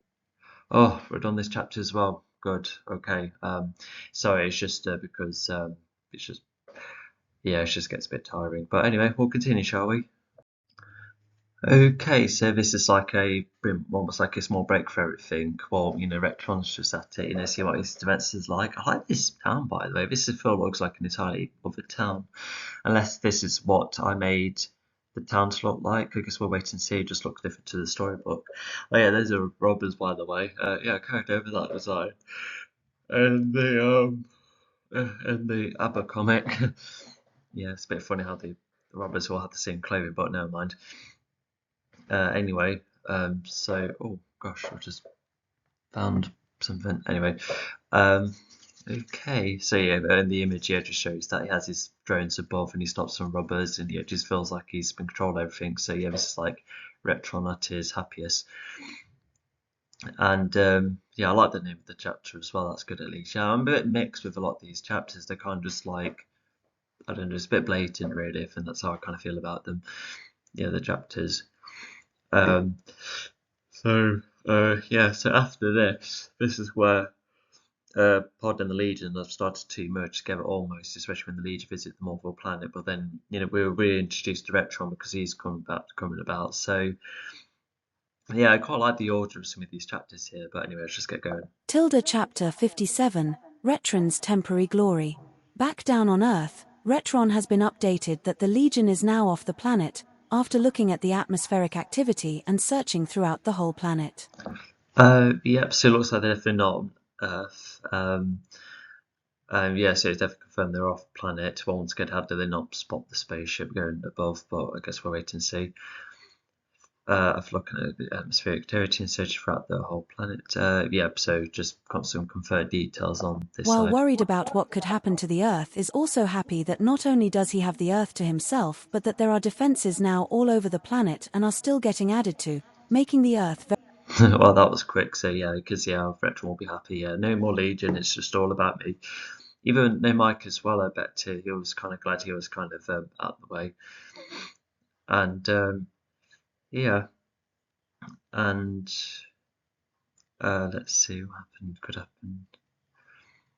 So he's still cautious about what could still happen to Earth, but at least he feels like the planet's less prepared, more prepared, especially with more defenses coming about, and he feels like he's in control, and even if this is Legion's fault, he'll be the one to mend it. So you can be like hero that way. very well protected.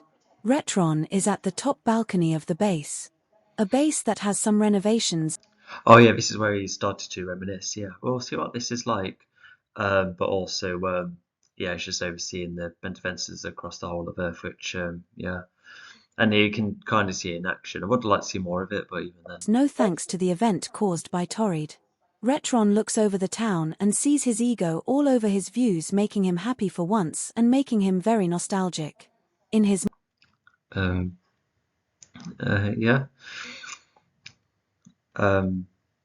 It's just straightforward. Yeah, you can just definitely tell why he's happy in that. mind, he is thinking of the mission that made him a hero of his own. When he fought off terrorism. I think there were probably loads of instances, but I think this is probably one of the best moments of his life, really. Whatever mission this was. Which was threatening the same town he is staring out, but without the nighttime and the snowy weather. Oh, the same town. Okay, so the town has like a bigger role. Okay. Retron was a very good leader, able to get through the mission without losing any of his cannon fodder and able to face the big bad boss at a point of causing fear instead of losing it. He has everything. Okay, so no wonder Retron's happy. So like he was, no deaths were happening on his side, and he's leading everyone, and he was able to fight the boss, and he managed to make everyone scared of him. Like wow, because he Oh yeah, what's this list? he wants, the medals, the recognition, the lot. But then when one of the I've thought about recently about what every like military medal means. There's some I've heard. Well, there's the Medal of Honor, which is a big deal as far as I can recall. But yeah, it just makes you wonder, like what other actual medals would Retron have? With the actually no, I can't see the medal system changing anytime soon. But it just makes you wonder which ones he actually has. Although that reminds me, I'm interested actually. Which soldier won the most medals? I can already see one, but still. Oh, most decorated soldier is an American one called Audie Murphy, who earned 24. Wow. Yeah, look at that. I wonder what all of these medals mean. Yeah, gosh. I think I just felt like a lot of veterans have quite a big amount, but if he had the most ever, like, wow. first alien attacks happened 10 years ago. Before Pod ever stepped 10 years ago. Okay, so I guess that helps clarify some bits and bobs here. Definitely before Pod. foot on Earth, it was an alien army that not only got his eye but ended up losing his legs, all of which were done via lasers. Hang on. Oh, yes, it is before Pod came about, so that's clarified. Um, which alien army? That's not specified. And yeah, because of how aliens, fight differently. Like, what this alien race was, but it could have been definitely supernatural, and it looked like Retron wasn't prepared enough, and yeah, lost. But fortunately, um, So yeah, because yeah, I reckon Bod Retron's mindset could have been like, oh yeah, I can overcome any human attack, but because aliens started to go everywhere, that's where it's like, oh gosh, aliens, okay. But he thought because he kept winning all the time, he thought, oh, there should be no difference, but only for that to happen. That's something that could have been expanded upon, but still could be inferred. Making him a disadvantaged bloke who could never.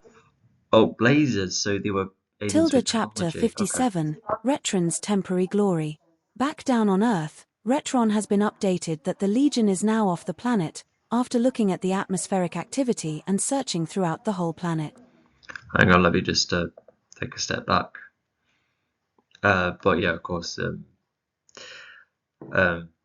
yeah. And also, not to mention, because I think Retron didn't know how to continue to, because he puts on because he lacks optimism like severely, like because compared to the Resident, because he too got injured, but he managed to work through it. But Retron, he wanted that familiarity again. He wanted it to continue, and he wanted it back. So yeah, he just didn't know how to move past it. And he can get those glory days back when fighting evil humans was a fun sport for him. So yeah, he found battling humans that easy. I think he wished those kind of days to come back. Someone who has been eager for the Earth to be this protected. Thanks to these defense. So yeah, even if it is all about himself, I think a part of him, like I said, generally wants the Earth to be protected and that. So yeah. From Retron, Retron can allow him to join the battlefield more easily, and he likes it. More turrets. Yeah, he wants to be more in the centre of the action. That's what's explained. Yeah. Drones and other ideas are also going to be possible as the president enabled the start of the new method of star farming. New method. Okay, so have they managed to collect? I think they do collect some stars, especially thanks to Book 5. Although I think Book 5 had a bit of a convenience where they were like, oh, we're all stuck in, there was a spare star underneath the rubble all this time. But there could have been other stars about. Although why didn't Dion take spares with him? In fact, why wouldn't he do that for nearly every occasion ever? I just felt like that's a bit of a plot hole. Because he could have. Why didn't Simeon like add a future where he could like store other stars if that's what he needed, and then you can use a star when it's like the right time. Anyway, but yeah, star farming, it's just ships being sent out and that. So yeah. Encouraging many space-traveling servicemen to fetch various stars. Oh my God, the servicemen are traveling through space as well. Like the poor lads, they must be doing anything and everything. Which can get the Earth into a new golden age or netro age, you could say. Can get the Earth into Um, it's a bit of a cheesy line later on, but I kind of like it. So yeah, the Nitra age, yeah, because we're already like past the golden age of the Legion. But I think when the Legion comes back, you can't really call it the golden age again. You just call it, I don't know, the Diamond Era or something. Um, but anyway, so yeah, this is yeah, it's really short era, you know, with what Retron did, but still. All that research towards Netro after Orpheon's attack later pays off. It is a kind of But yeah, we can probably infer it's been researched for ages, and yeah, now here it is. technology that is complicated to use at first, but then it can be molded into all sorts like Play-Doh, even quick to use too, Wow, that yeah, just must be as easy as Zami's cubes. mainly thanks to Orpheon and Xemian's liquid metal innovation. While Oh, okay, liquid metal. So that's further specified. Okay. So when Orpheon had the liquid metal, is that how every nitro is made then? You know, from the stars and then to the liquid. Retron has all of these dreams, despite the shrinking crime, it is still going on, and the latest consists of a bank robbery. These robbers Yeah, I think yeah, Retron you know likes this era piece because even if he does enjoy fighting, you know, at least it's like all under control and he thinks everything will be fine. But yeah, but bank robbery is coming about. I think there's subtext for this bank robbery too, which is good.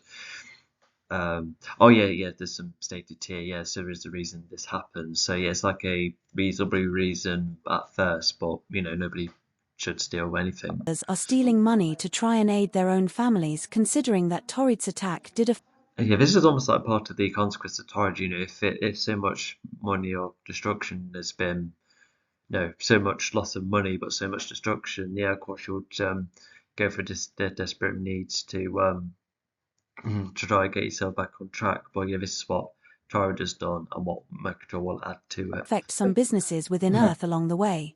But leaving a bank will not be easy now they are out of the door. The robbers have seen the defenses already onto them. They try and run to their car. Oh, that was quick. I think the Legion will be quick too. I think you can, when you read this chapter, you can still imagine the Legion still being on point, or they could maybe the drones and the turrets were that prominent, like all over. Maybe that's yeah, like something they can infer somewhat. And um, but yeah, maybe the Ugly seems more efficient. But the Legion were efficient too. They were getting up and off they went, you know, to save the president, and they were fine. The three of them, to try and outrun the Netro drones that appear before their eyes. With one drone struggling to shoot stun lasers at the car or the robbers directly considering the car has no roof, this is where other drones are notified about this and so go after the car, adding to the trouble the car is in. So the drones text each other, "Hey, robbing car," already onto it, and then goes. I can just imagine that. But yeah, regardless, yeah, I don't know. Yeah, maybe the yeah. Why is these drones not very good at aim or shooting? That's a bit. I'm a bit mixed on that. I feel like they should be on point considering Dion 2 was on point, but maybe that's part of Dion's advances. Um, and um, so yeah. Um, struggling to shoot lasers at the car. So the car has no roof either. Um, but yeah, so yeah, they have with no roof it gives them like a clearer shot as well.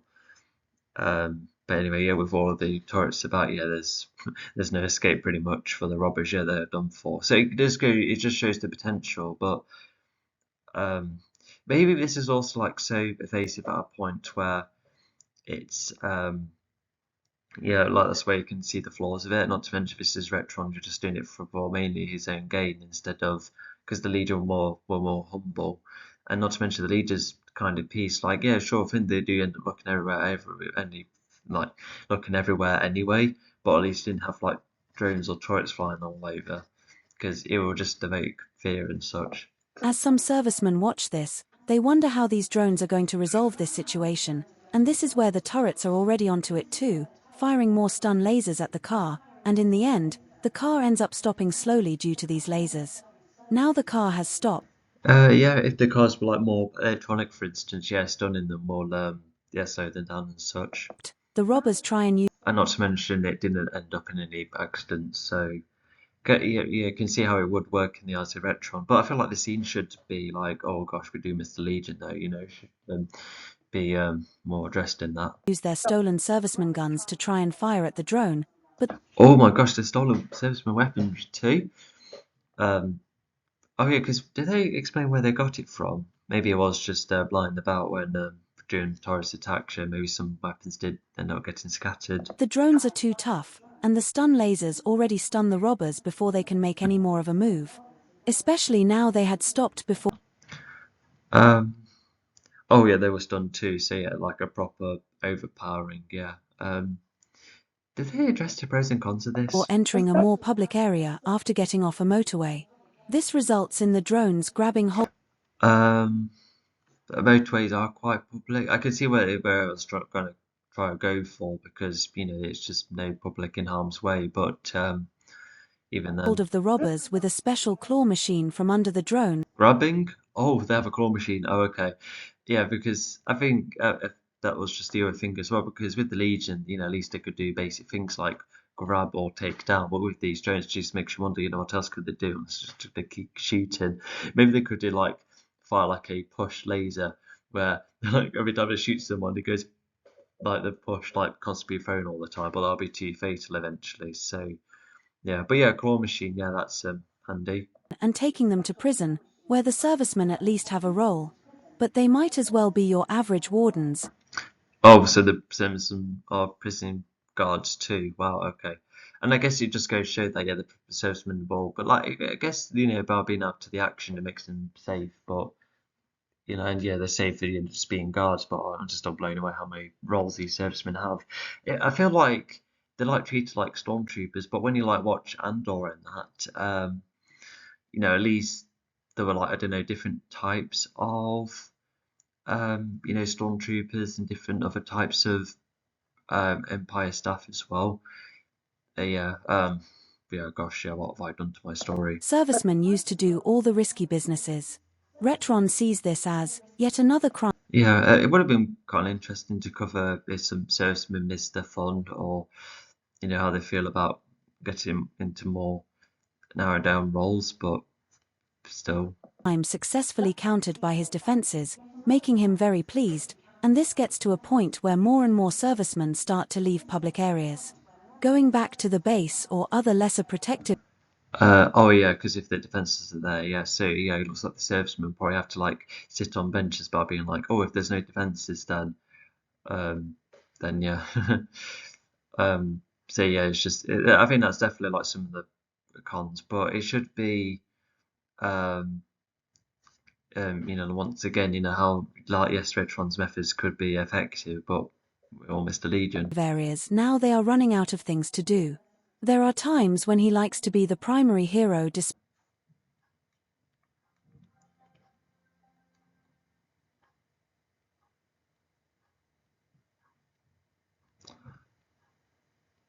Sorry, it's yeah, sorry. Um, and going back to the hang on, let's just take a step back again. pleased, and this gets to a point where more and more servicemen start to leave public areas, going back to the base or other lesser protective areas. Now they are running out of things to do. There are times when he likes to be Oh, okay, that's what the server system were doing. Okay. the primary hero despite being a sniper user. Times have been like sort of.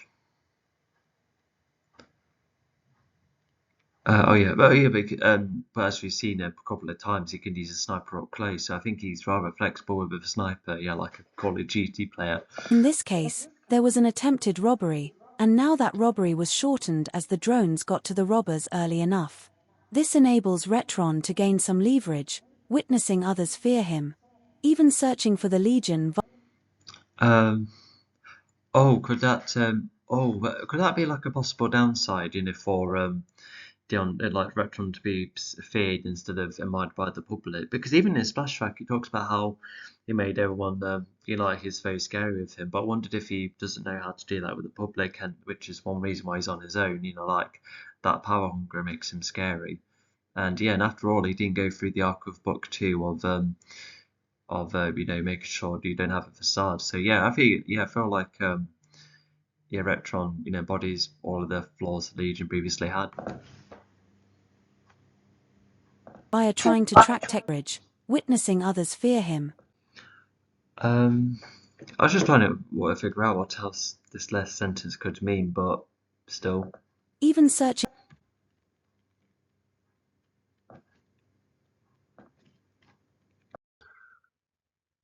Tilda chap.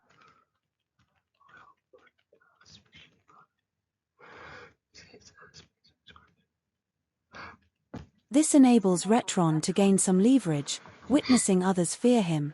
Even searching for the Legion via trying to track technology outside of the Legion's abandoned collaptors when. What's this? Even search for the Legion, right? So, outside it. So, have they replaced the collaptors? Is that what's happened? And also, have ones that are ghosted abandoned? Well, that I don't really get. When the Legion got rid of them during the fetching the heist. Yeah, I forgot the other apostrophe. Oops. Even thanks to net innovations like Don, who can oversee the whole universe. I'm a bit lost at that one, but I think it's just talking about how they consider the Legion. The Legion got rid of them during the fetching Dian heist. Even thanks to Netro innovations, like Dian who can oversee the whole universe. The Earth space, thanks to the prior development with the satellites, enables the Earth to see more but slowly over time. This How they oversee the universe, and I suppose they lose that because of the Floodinator. Is that? Yeah, I think that. Yeah. means that searching for the Legion out of space would take a while, thinking that the Legion. Okay, just takes long compared to Dion. Okay, so I think it's just. I guess it just. Oh, is that explaining why it takes a while? Because yeah, it just takes longer compared to Dion. Is that what it's implying? Could come back to bring another threat. And I think by writing this line, it means that it explains why the Legion are fired at here, but not earlier on the Titrons. But oh my gosh, imagine if they did fire at the Titrons. Tilda chapter 57. Spooked. Retron's temporary glory. Back down on Earth, Retron has been updated. But with what threat? This means that searching out space would take a while. I think the Legion would come back. Oh yeah, that's another possibility. Yeah, the Legion do ever return. Well, they do actually. So yeah, it's Nicole's and Mike's home after all. Come back to bring another threat with them. Minutes later, a serviceman has seen the Legion finally enter a world of the Morphils, making them It looks like that certain thing is now working, and finally found them. Is it just going by planets in through satellites instead of collaptors? I think that's what was also implying. So, yeah, they found them, and yeah, they're going to be fired at. Yeah, with Retron's new planet striker. Yeah. consider firing towards the planet a lot easier, and so Retron orders the planet attacker to fire towards that planet. As the servicemen wait for his call as the strike is getting set up, the president now wants to see him, and this is where a serviceman craft is called in to drop off Retron to where the president is, at the large. Okay, so the planet strike is happening anyway. Anyway, the president and Retron are about to catch up. Balcony of his house. The president wants to talk to Retron about the defenses. Retron uses his collaptor to showcase holographic statistics for how. Oh, so yeah, collaptor is pretty much what every defensive human has, such as Nicole and Mike, and so yeah, that's why he has a collaptor too. But so you can just show some holograms. Sure, that's handy. Well, his defenses are doing. It has been reducing crime, but the town and more are almost afraid to not do any bad considering the turrets. Sorry, that's blinking at a bad time. So it's definitely addressing some pros and cons. Yeah, it's making the public scared. So yeah, it's definitely a con. But it looks like Retron's brushing it off. It could have said, "Oh well, we'll adjust over time," but yeah, it's not. It's going to take a while to adjust. Just imagine a new day in town. You just see drones and turrets about. and drones everywhere. Retron even talks about how all of this is a dream come true. While the president Yeah, so he's a bit oblivious, I think. is impressed, he has missed the Legion's way of doing things, not making the public But yeah, there's also stuff that the Legion did uniquely, the variety of abilities and that, and yeah, and also just seeing what the Legion were truly like, and um, yeah, and just the variety. Yeah, there's yeah, well, yeah, like even if there should be like more of a debate between the Legion and the defences. If there's some bits and bobs you couldn't apply already, but yeah, I think a debate like that it would be important. scared once they clarified who they truly are and the variety of moves they can do. Not to mention, the Legion managed to help Diane calmly compared to the Netro weapons, which caused a lot of damage, less controlled than the Legion. Retron then Oh yeah, did it still cause damage with the robbery situation later on? I guess there was like a risk of a car crash, but not to mention um,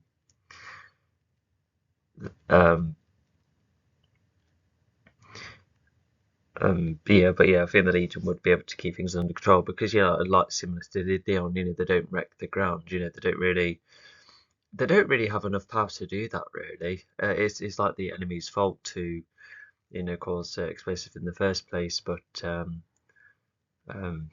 yeah. Anyway, what's Retron going to fight back with? explains that the goal was to destroy Diane, which the president is already baffled about. Especially when he has seen Oh, so no, he's alright admitting it. Well, if he was dangerous, then yeah, I can see why. Oh, he's not admitting about wanting to get the Legion out the way, but I think Retron just said, well, yeah, Retron was, like a proper, no, sorry, Dion was a threat earlier. He definitely needed to go. And so the president's like, why? But yeah, because it does because Retron could have been in the right by getting rid of a threat that could have harmed the humans, but the president would be like, well, he was a hero, and we were aware that he was hacked, etc. Especially with how immobile it was when he was somewhat shut off at the end of book 3. footage that the lasers were not stun-based. The president shows while the Legion is flawed, the Netro Oh, so the president must have watched footage of this or something. Anyway, I'm not sure if this is like the last time Retron and the president talk to one another. Yeah, because I remember they have like a really nice chat during book. What was it? Yeah, somewhere in book 5. Yeah, they do have like a nice good catch up, which shows them both off well. So this is almost like them at an argumentative state.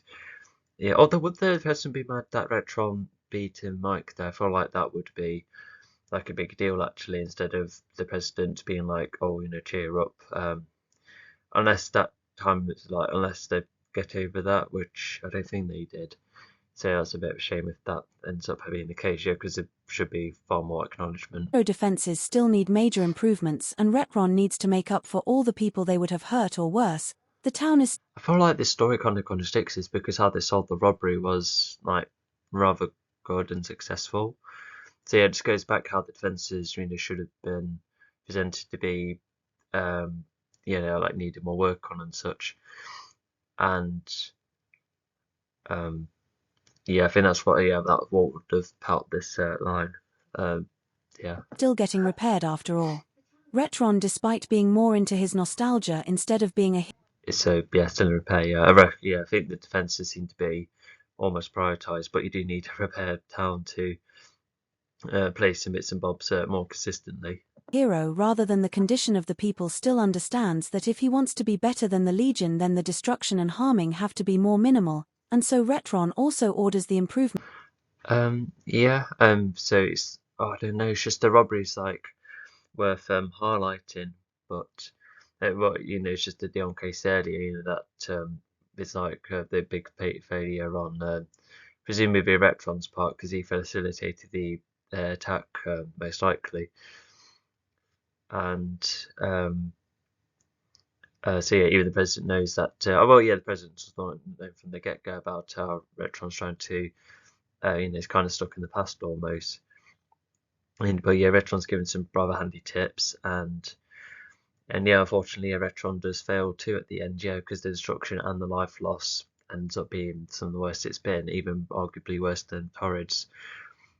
Um, so yeah, because yeah, like the Legion are good at being aspiring figures despite their flaws, but Retron doesn't seem to know how to do that. To get going. Oh yeah, okay.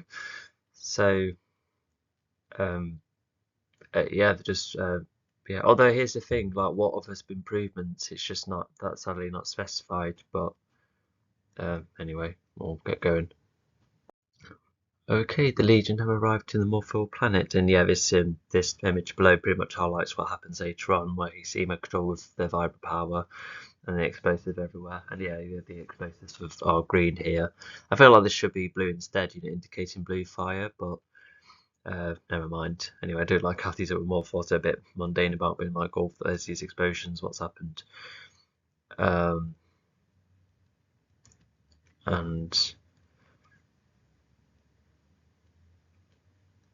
anyway, yeah, let's we'll see if this part is like. Tilda Chapter 58. Legion sees the Morphils too. The Legion has started to arrive at the Morphil planet, seeing a Morphil ship returning to the planet without them knowing the context. Oh,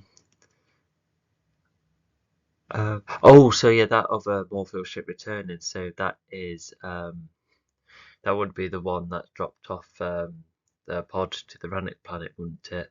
Yeah, I think that's the best guess. Yeah, that those events seem to be about mostly in line at least, because in the Rannick part and when they pod get saved later on, even then the storyline seemed a bit more intertwined then too. This would be Pod being sent to the Varanic planet, which the Legion. Oh no, it's just downright omitted it. Sorry, phasing off again. Yeah, like I said, it's just good. It's in line, and yeah. If I inferred that, well, I guess it could have created a mystery, being like, oh, is that pod being dropped off, or was it dropped off to?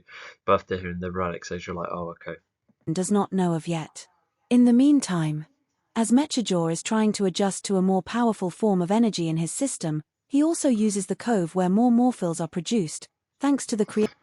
Okay, so I think he works on doing that. Okay, and so yeah, it looks like he has Vibra within him, and he does have trouble over time, and it's trouble that kind of lets him down actually, despite the extra power.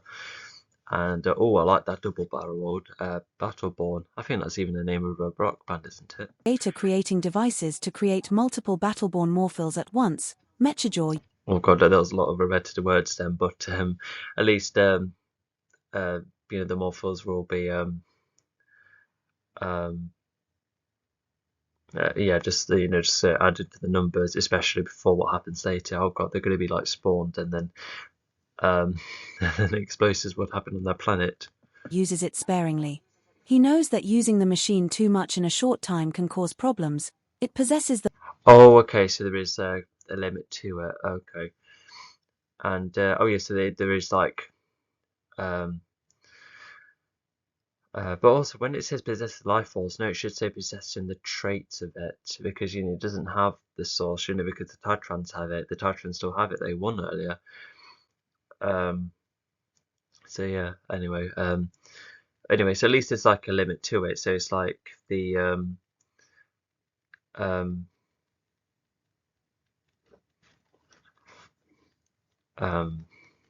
so yeah, I'm just trying to work it out. So yeah, so yeah, he could use it every now and again, probably like I don't know, maybe like once a day or something. Something that would definitely help keep the numbers up. And yeah, he's could be doing it at a good time, because if he didn't, then yeah, the Morphos would be a lot less, and I don't think they would have been that successful. But they were. It feels like the Morphils are kind of like more so in the background, like less of a threat compared the to the flooding, but at the same time, Retron's had to fire at the lot anyway, so it looks like there's still plentiful. The life force, after all, with specific parts to make up a whole Morphil adult body. Regardless, The numbers are high again. Mechajaw is ready for the next invasion, but going to Xionthor. So it should be a comma after high. So yeah. Oh no, or again, yeah. A comma after again. Mechajaw's ready for the next invasion.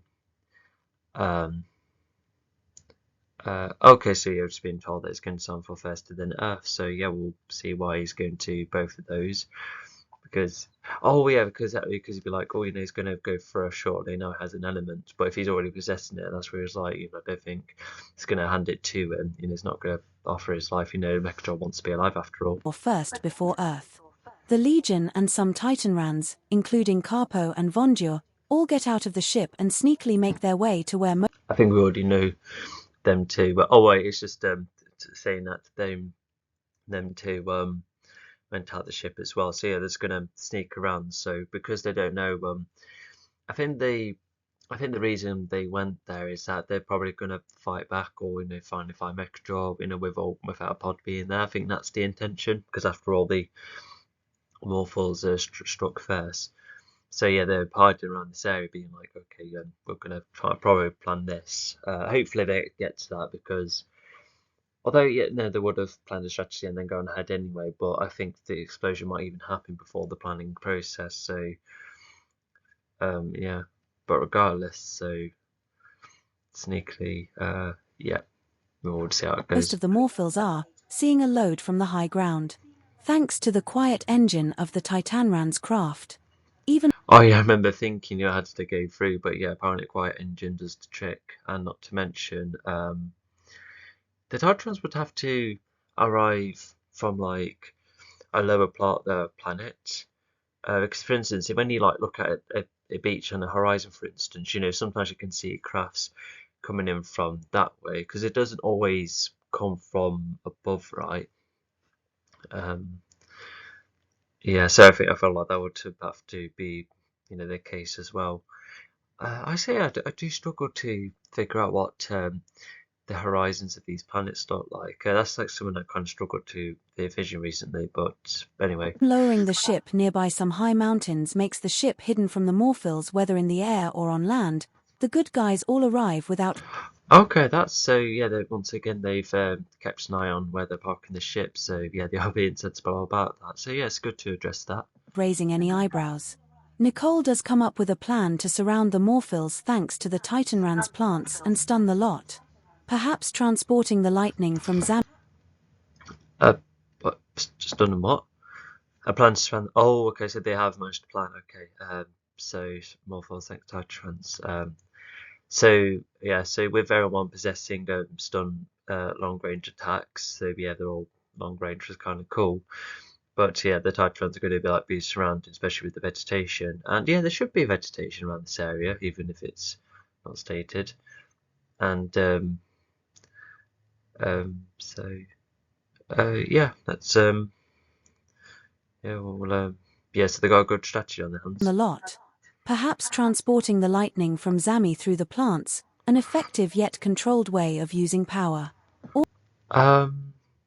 Even if it's a fictional universe, the plants would have to do something rather specific to enable the electricity to carry through. But I suppose, yeah, if that's the thing that can be done, then fair enough. Or if the lightning could go from, zap from one being to the next, then maybe it's like that kind of logic with plants because they're living too. Like I said, Wunderwaffe logic with the Black Ops 2 zombies. And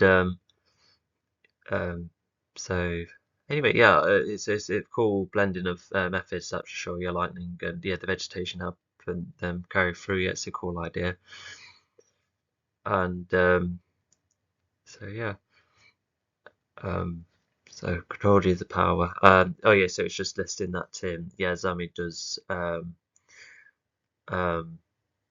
yeah, what he's thinking of right now is yeah, it's just like a sensible way of him using the power, because it's not just making sure he doesn't go too over the top with it. It's like if sharing it about, that's what helps too. All of this gets foiled, however, when Retron's missiles start smacking against the planet, harming and killing Morphals and wrecking most of the land. Oh gosh, yeah, who knows what the what the land would look like. Yeah, this is probably the last time we see this planet like ever, like even including the comics. So this will definitely decrease the numbers of the Morphils. So yeah, once again, like they're just going to be like nothing compared to the flood, but they still have a role anyway. Because if it wasn't for the Morphils coming, then it would have meant not being able um, to um, negotiate peace because they do finally get on in the end. And um,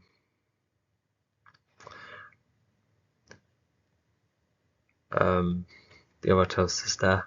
Oh yeah, so yeah, by the way, yeah, so once again we've got an original timeline where it like, if it wasn't for what was about to happen, then yeah, this would have happened still.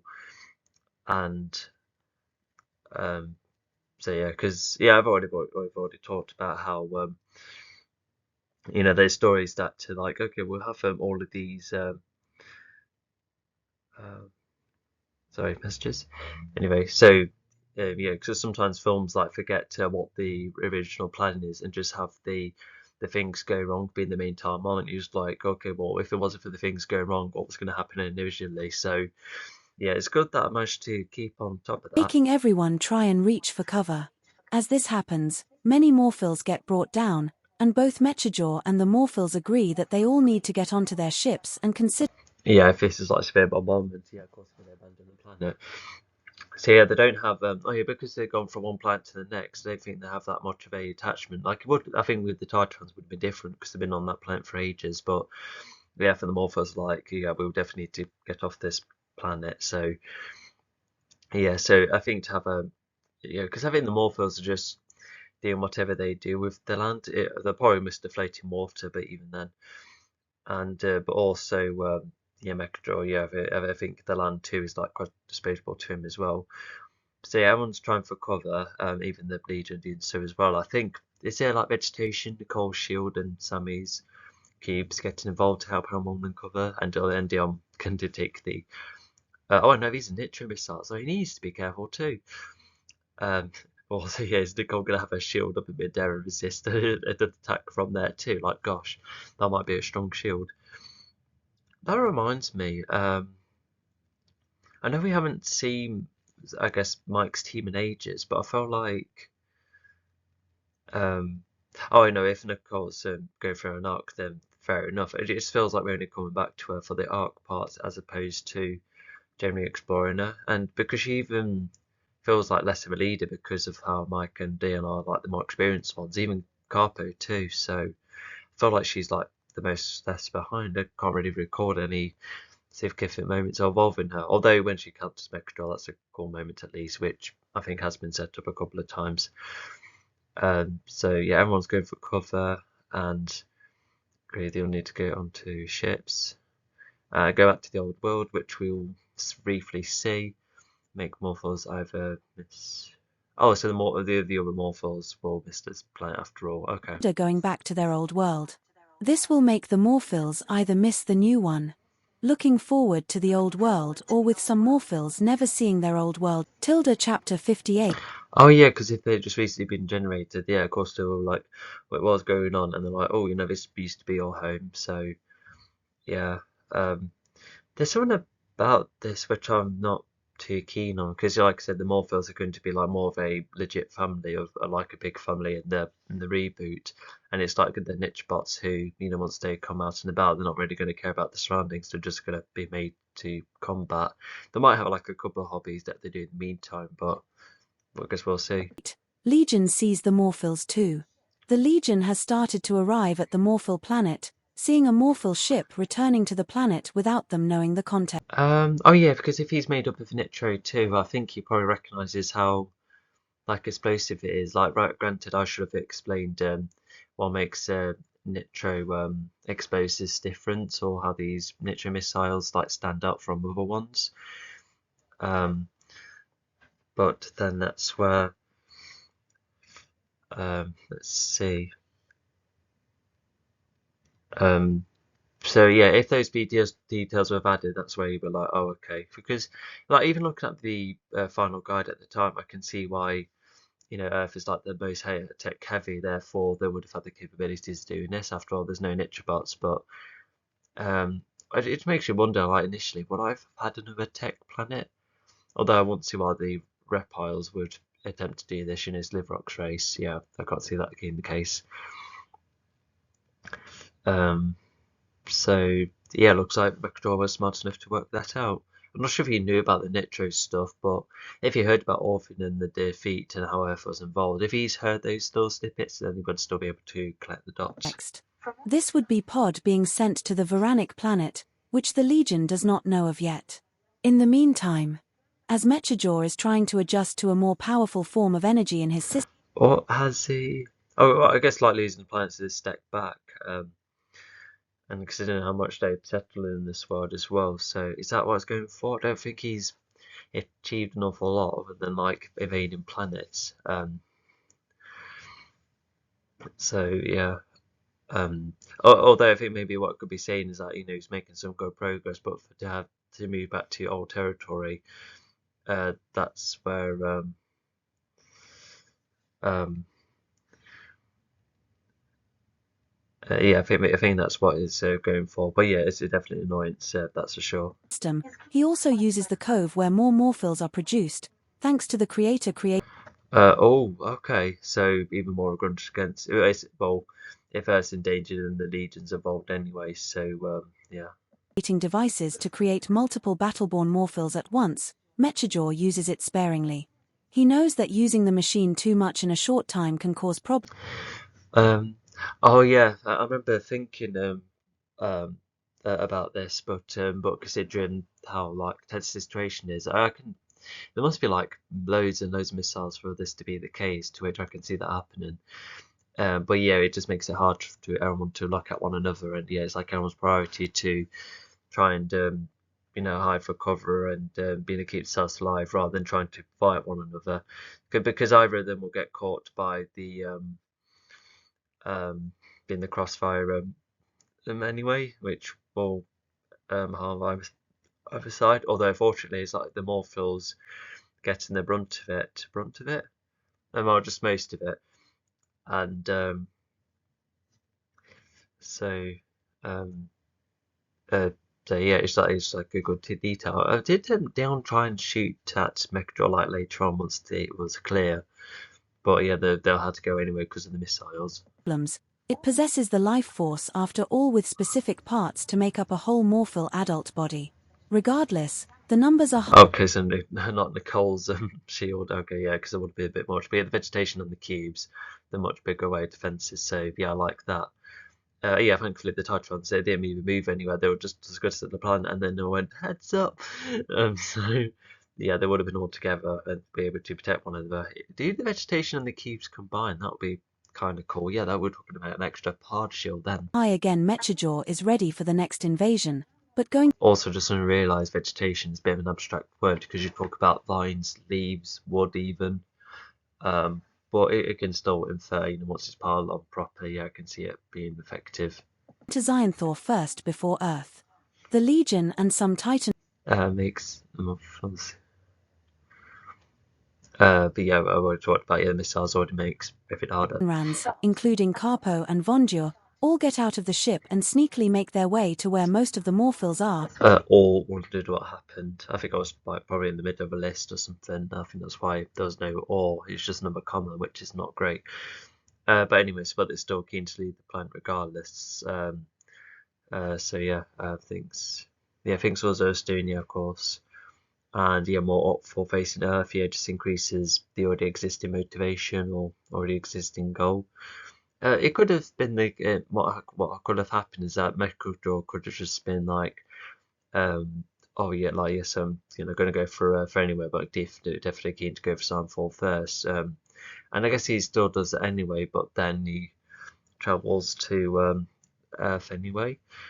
So yeah, I think this would have been more effective if Mechador's like, I'm going to go for Sunfall, or no, I'm going to go for Earth instead. But instead, it kind of does, like I said, both anyway, and it only increases his dislike for Earth. And he's already told to go there, and he'll already want to go there considering the intelligent races and so forth. So Yeah, and maybe the nitro stuff that should have been addressed earlier. Even Mercury should be like, oh, are they possessing nitro? But they might do because of the Orphean stuff. So yeah, we'll talk about some other improvements here. Seeing a load from the high ground.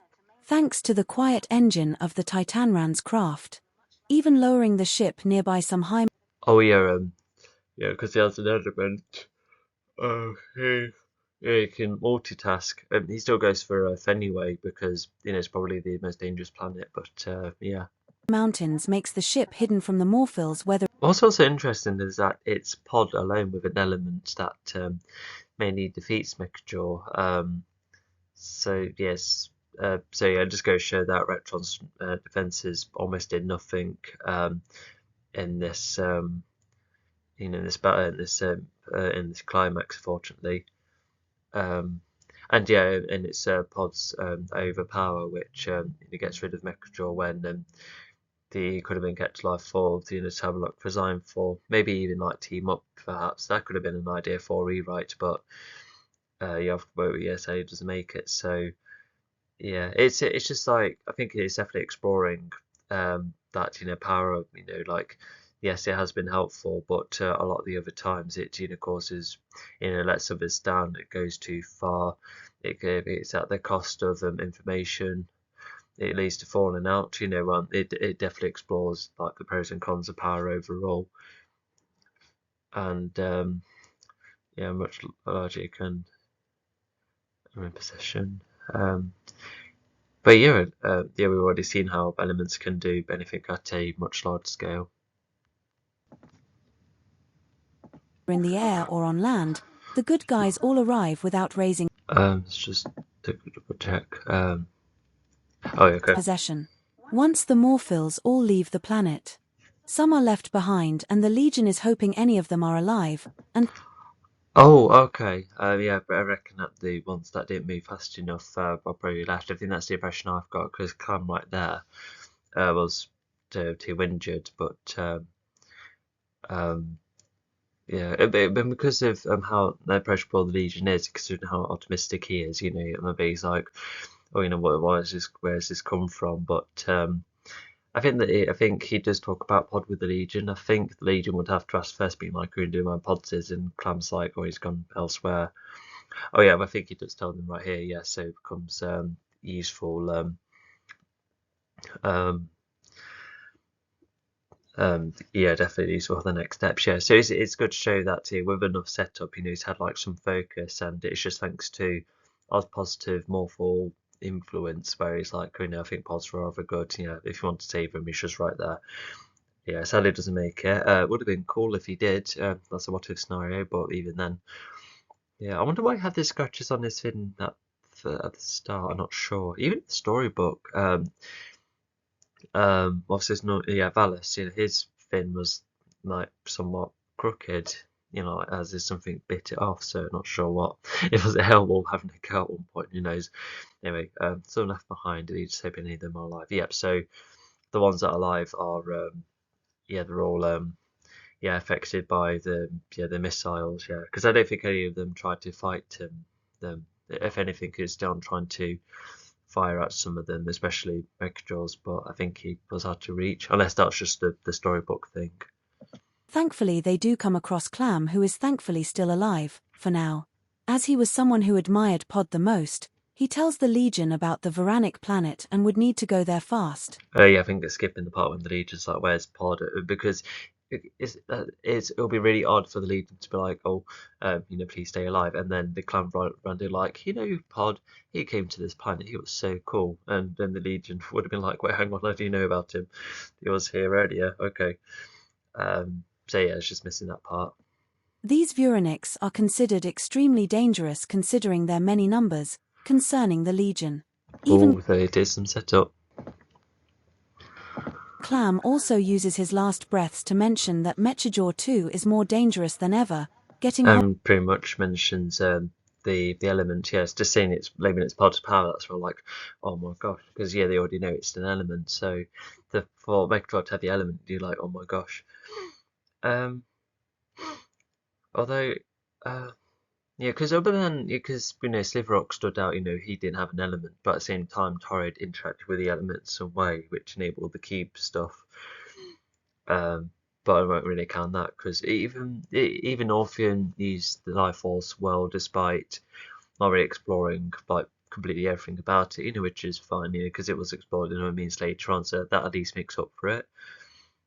But yeah, even I don't know, there's something about every villain having the element one way or another is or well just simply possessing it. It's like a yeah, I think it is a pattern I like. You could call it repetitive, but I still like the idea. Maybe in the reboot it could just be more of the elements just having their own kind of status quo. Like look at going back to Marvel, all of the Infinity Stones. Some were used as weapons, some were kind of hidden from the get go, some were chased about. Yeah, not all of them were possessed. So yeah, I could do something like that. Yeah, to vary how each of them had varied in the role, but we'll see how that goes. Hold of Pod's power from the trident, Mechajaw is harder to fight than an average Morphil.